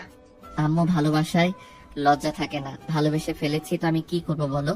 ভালোবাসা কি অপরাধ? তোমরা যদি মনে করো আমি কাউকে ভালোবেসে অপরাধ করেছি, তাহলে সেটাই, আমার কিছু বলার নেই এখানে। হ্যাঁ, আমি আপনাদেরকে এটাই জানাতে এসেছিলাম, ওরা দুজন দুজনকে ভালোবাসে। এখানে আমরা কেন বাধা হয়ে দাঁড়াবো? জীবনটা তাদের, সিদ্ধান্ত নেওয়ার অধিকার তাদের রয়েছে, তাই আমাদের উচিত তাদের সিদ্ধান্তকে রেসপেক্ট করা। আমি বুঝতে পারছি না, একটা ভার্সিটির প্রিন্সিপাল হয়ে আপনি কিভাবে আপনার ছাত্রের এসব অন্যায় আবদারকে প্রশ্রয় দিচ্ছেন? আপনারা কি ভার্সিটিতে পড়াশোনা করান নাকি এসব প্রেম লীলা শেখান? দেখুন, আপনার কোথাও ভুল হচ্ছে। আমরা আদৌ স্টুডেন্টের এসব কিছু শেখাই না, কিন্তু ভালোবাসা আলাদা একটা জিনিস, যেটা সবার জন্য জন্ম নেয় না। আর যখন ভালোবাসা জীবনে আসে তখন বলে কয়েও আসে না। তাই বলে ভার্সিটির প্রফেসরকে? অসম্ভব, আমি এটা কোনোদিনও মেনে নেব না। নীল, তোমাকে বলছি, তোমার যদি মনে হয় এই মেয়েটাকে ভালোবাসার জন্য তুমি আমাদের ছেড়ে চলে যাবে, তাহলে চলে যেতে পারো, আমার বিন্দু মাত্র আপত্তি নেই। আমি ভুলে যাব আমার কোনো ছেলে সন্তান ছিল, কিন্তু আমি আমার মান ইজ্জতের কাছে কখনোই কম্প্রোমাইজ করব না। ঠিক আছে, কোনো ব্যাপার না। আমি আজকে, এখন, এই মুহূর্তে এবং এই মুহূর্তে তোমাদের বাড়ি ছেড়ে চলে যাচ্ছি। তোমরা কোনো দিনও আমাকে খুঁজে পাবার চেষ্টা করো না, আর আমি কোনোদিন তোমাদের এখানে ফিরে আসবো না। প্লিজ এরকম করো না বাবা। মা সন্তানের ভালোর জন্য সবকিছু করে। আমার মনে হয়েছিল এই বিষয়টা তোমার ফ্যামিলিকে জানানো উচিত, তাই আমি তোমার বাবার সঙ্গে কথা বলতে এসেছিলাম, কিন্তু উনি এভাবে রিয়েক্ট করবে সেটা আমি ভাবতেই পারিনি। যাই হোক, আমি এখন আসছি। আপনারা দেখুন, আপনাদের পারিবারিক ব্যাপার পারিবারিক ভাবেই মিটিয়ে নিতে পারলেই ভালো হয়। সেটা তো আপনার আগেই ভাবা উচিত ছিল, কারণ ফ্যামিলিয়ার বিষয়ে অনুমতি ছাড়া কথা বলতে হয় না। আপনি যদি আজ এই বিষয়টা নিয়ে আমার বাড়িতে না আসতেন, তাহলে আমার ছেলে কোনোদিন আমার চোখের সামনে দাঁড়িয়ে আমার মুখে মুখে তর্ক করার সাহস পেত না। তুমি ভুল করছো বাবা। তুমি আমার জীবনের সবকিছুর পূর্ণতা দিতে পারলেও ভালোবাসার পূর্ণতা দিতে পারোনি। তুমি কোনোদিন আমার কাছে ভালো বাবা হয়ে উঠতে পারোনি। তুমি সবসময় তোমার অহংকার আর দাম্ভিকতার কাছে হেরে গেছো। তুমি আমার জীবনে টাকা পয়সা অর্থ সম্পদ কোনো কিছুর অভাব রাখোনি, শুধু ভালোবাসার অভাব রেখেছো। তুমি কখনোই আমার কাছে জানতে চাওনি আমার কিসে ভালো লাগে। তোমার যেটা ভালো লেগেছে সেটাই তুমি আমার উপর চাপিয়ে দিয়েছো, আর আমি তোমাকে আমার বাবা হিসেবে সেগুলো মেনে নিয়েছি। কিন্তু এখন আর নয়, এখন আমি বড় হয়েছি, সময় হয়েছে নিজের ব্যাপারে সিদ্ধান্ত নেওয়ার। নীল, এসব তুমি কি বলছো? তুমি জানো তুমি তোমার আব্বুর সামনে দাঁড়িয়ে কথা বলছো? হ্যাঁ, এটা আমি খুব ভালো করেই জানি আমি কার সামনে দাঁড়িয়ে কথা বলছি। আই এম সো সরি, তোমরা আমাকে ক্ষমা করে দিও। কিন্তু আমি তোমাদের যতই চিন্তা করতে পারলাম না, কারণ নেহা জানে ভালোবাসার মানুষ হারিয়ে বেঁচে থাকাটা কতটা কঠিন, কারণ সে তার আম্মুকে নিজের চোখের সামনে আগুনে পুড়তে দেখেছে। কিন্তু আমি নিজেকে সেই কষ্টটা দিতে চাই না। আমি আমার ভালোবাসাকে জয় করে নিতে চাই।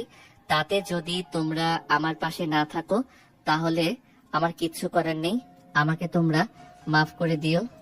এই কথা বলেই নীল তৎক্ষণাৎ এক কাপড়ে বাসা থেকে বের হয়ে গেল। কোথায় যাবে কোনো কিছুরই কোনো ঠিক নেই, কিন্তু সে এই বাড়িতে আর থাকবে না, আর কোনোদিন ফিরেও আসবে না, সেটাই হলো কথা।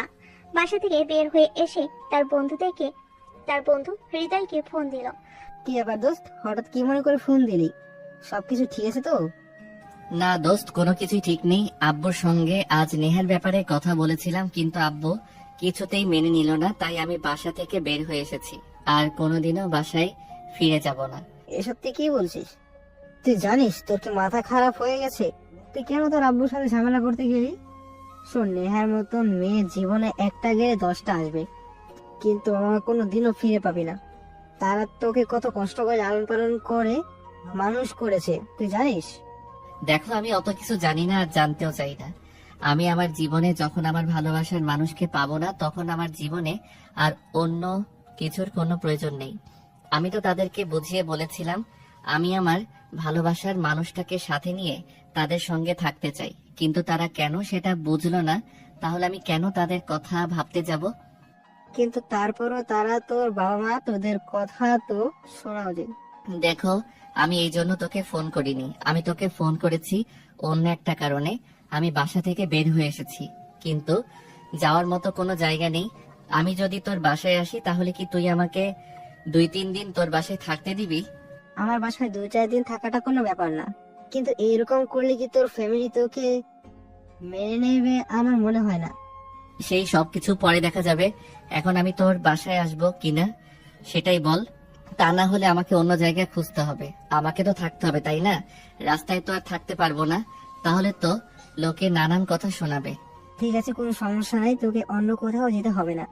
তুই আমার বাসায় চলে আয়, তারপর দেখা যাক কি হয়। অতঃপর নীল হৃদয়ের বাসায় চলে গেল। কথাটা নেহার কান পর্যন্ত পৌঁছতে খুব বেশি সময় লাগলো না মনে হয়। সেই কথাটা শুনে হৃদয়ের বাসার ঠিকানা নিয়ে সেখানে এসে পৌঁছালো। আর নীল তাকে দেখতে পেয়ে বলল, কি ব্যাপার নেহা, তুমি এখানে কেন? এই প্রশ্নটা আমার করা উচিত। তুমি এখানে কেন? তুমি এখানে কি করছো? তোমার বাবার তো রাজপ্রাসাদ রয়েছে, আর রাজপ্রাসাদ ছেড়ে তুমি কেন হৃদয়ের বাড়িতে এসে উঠেছো? আমি সেটার কারণ জানতে চাই। যেখানে বাবা মা আমার ভালোবাসা মেনে নেবে না সেখানে আমি কেন থাকবো? আমি এখানে 2-3 দিন আছি, তারপর কোথাও একটা চলে যাব। যেদিন আমি নিজের একটা ঠিকানা করতে পারবো সেদিন আমি তোমাকে নিতে আসবো। সেদিন কি তুমি আমার সঙ্গে যাবে? না, আমি তোমার বাবা মাকে ছাড়া কোনোদিনই তোমার সঙ্গে যাব না। তোমার বাবা মাকে রাজি করিয়ে যেদিন তুমি আমাকে নিতে আসতে পারবে সেদিনই আমি তোমার সঙ্গে তোমার বাড়িতে যাব, এর আগে নয়। যাই হোক, এখন তুমি তোমার বাড়িতে চলে যাও। বাবা মায়ের সঙ্গে রাগ দেখানো বুদ্ধিমানের কাজ নয়। তুমি যদি আমাকে সত্যিই ভালোবাসো তাহলে তুমি এক্ষুনি তোমার বাড়িতে চলে যাও। তোমার বাবা মাকে বুঝিয়ে বলো, তারা অবশ্যই সবটা বুঝবে। আর তোমার বাবা মা যদি সবকিছু বুঝে শুনে আমাকে নিতে আসে তাহলেই আমি তোমাদের বাড়িতে যাব। হ্যাঁ নীল ম্যাডাম, একদম ঠিকই কথা বলেছেন। তুই বাসায় চলে যা, তারপর আঙ্কেল আন্টি ভালো করে বুঝিয়ে বল।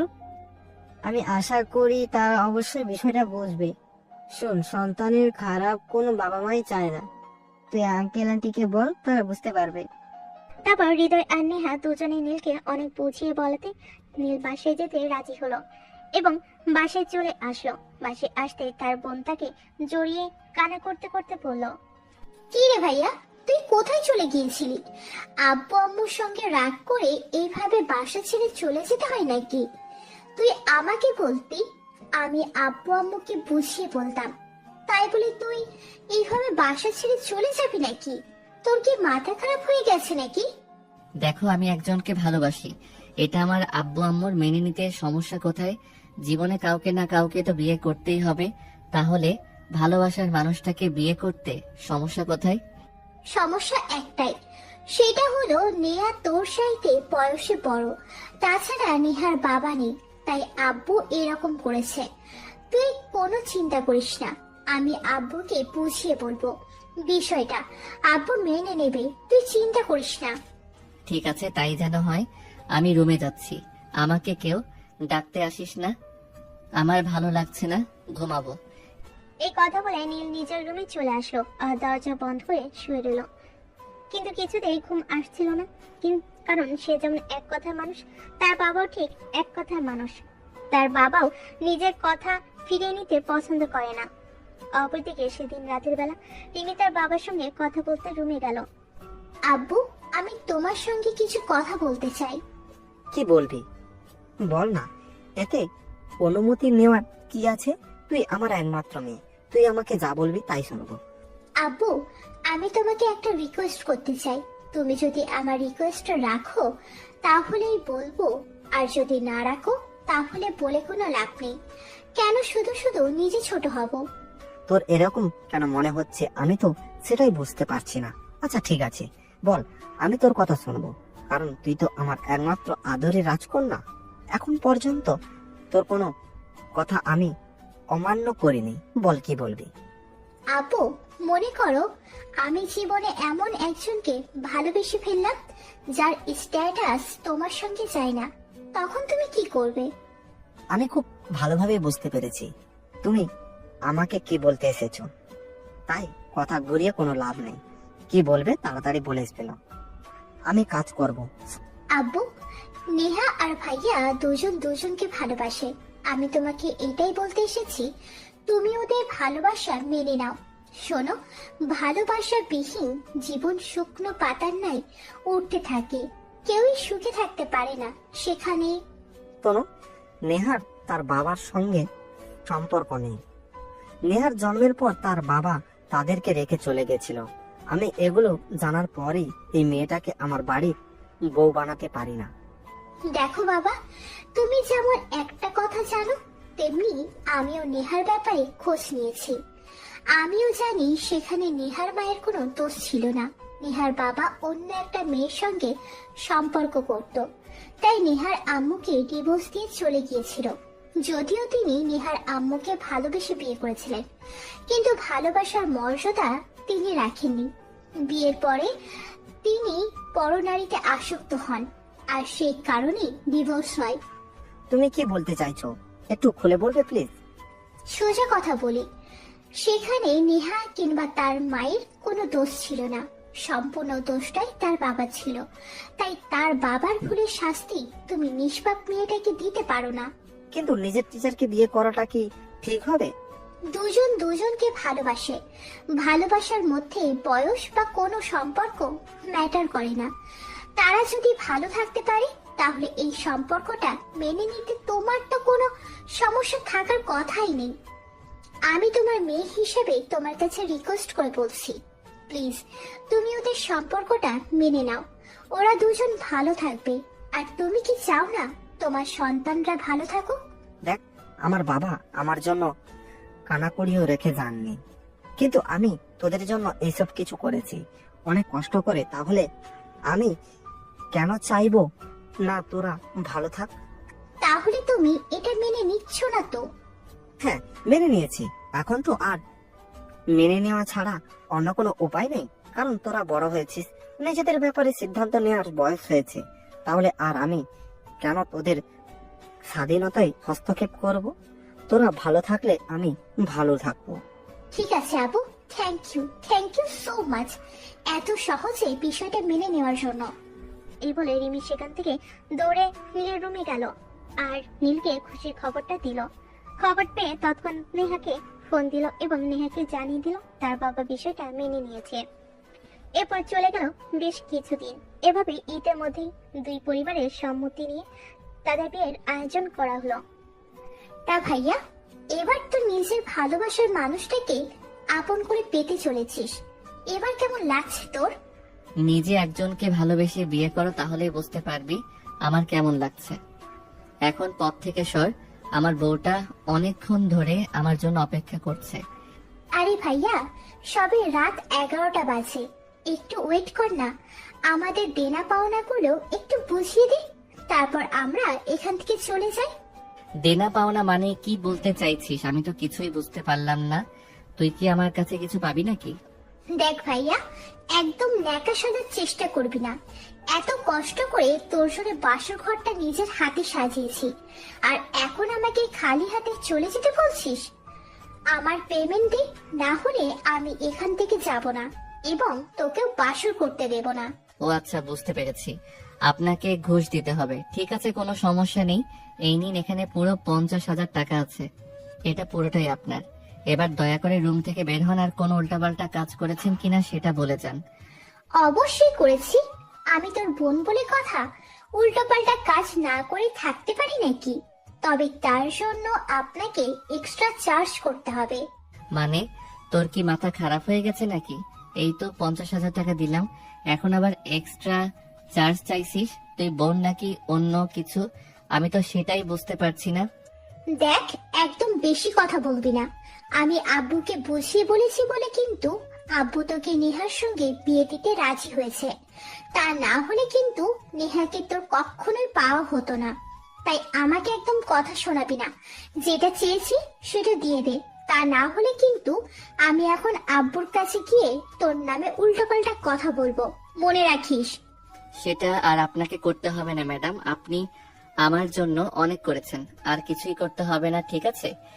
এখানে আরো 20,000 টাকা আছে, এবার দয়া করে এখান থেকে কেটে পড়ুন।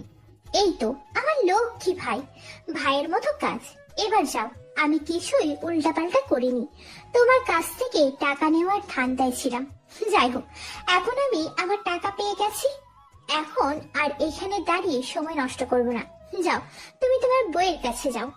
এই বলে সে সেখান থেকে চলে গেল। আর নীল নিজের কপাল চাপড়াতে চাপড়াতে রুমের ভিতরে আসলো আর দরজাটা বন্ধ করে দিল। নীল রুমে এসে পাগড়িটা রেখে নেহার কাছে যেতে চাইছিল। তখনই নেহা বিছানা থেকে নেমে এসে নীলকে সালাম করলো আর ড্রেসিং টেবিলের পাশে রাখা গ্লাসটাতে দুধ রাখা ছিল, সেটা নীলকে খেতে দিল। নীল সেটা খেয়ে নেহাকে বলল, তো এবার কি হলো ম্যাডাম? অবশেষে তো আমি আপনাকে পেয়ে গেলাম। আপনার কোনো অজুহাত আর কাজে আসলো না। এবার নিশ্চয়ই আপনি আর নিজেকে আমার থেকে সরিয়ে রাখবেন না। আরে না, সেটা বললে হয় নাকি? বিয়ে করব না বলেও করে ফেললাম, আর এখন বাসর করব না এমনটা তো হতেই পারে না। বাসর জীবনে একবারই হয়, তাই এই সময়টা নষ্ট করতে চাই না। চলো আজ টি-20 ফাইনাল ম্যাচ খেলবো। নেহার কাছ থেকে এমন কথা শুনে নীলে যেন উত্তেজনা আর বাদ মানছিল না। সে নেহাকে নিজের কাছে টেনে নিল আর কপালে আলতো করে একটা ভালোবাসার পরশ এঁকে দিয়ে নিজের সঙ্গে জড়িয়ে নিল। তারপর নেহার ঠোঁটে কিস করতে থাকলো আর সারা শরীরে ভালোবাসার আলিঙ্গন করতে থাকলো। নেহা ও নিজের ভালোবাসার মানুষটিকে কাছে পেয়ে নিজের সবটা ভালোবাসার মানুষটিকে বিলিয়ে দিল। আর দুজনার ভালোবাসার উষ্ণতা হতে থাকলো। আর এভাবেই শুরু হলো তাদের নতুন একটা ভালোবাসার গল্প। সুপ্রিয় ভিউয়ার্স, গল্পটা আপনাদের কাছে কেমন লেগেছে কমেন্টে জানাতে ভুলবেন না। দেখা হবে আবারও নতুন কোনো প্রেমের গল্প নিয়ে। সে পর্যন্ত সবাই ভালো থাকবেন, সুস্থ থাকবেন।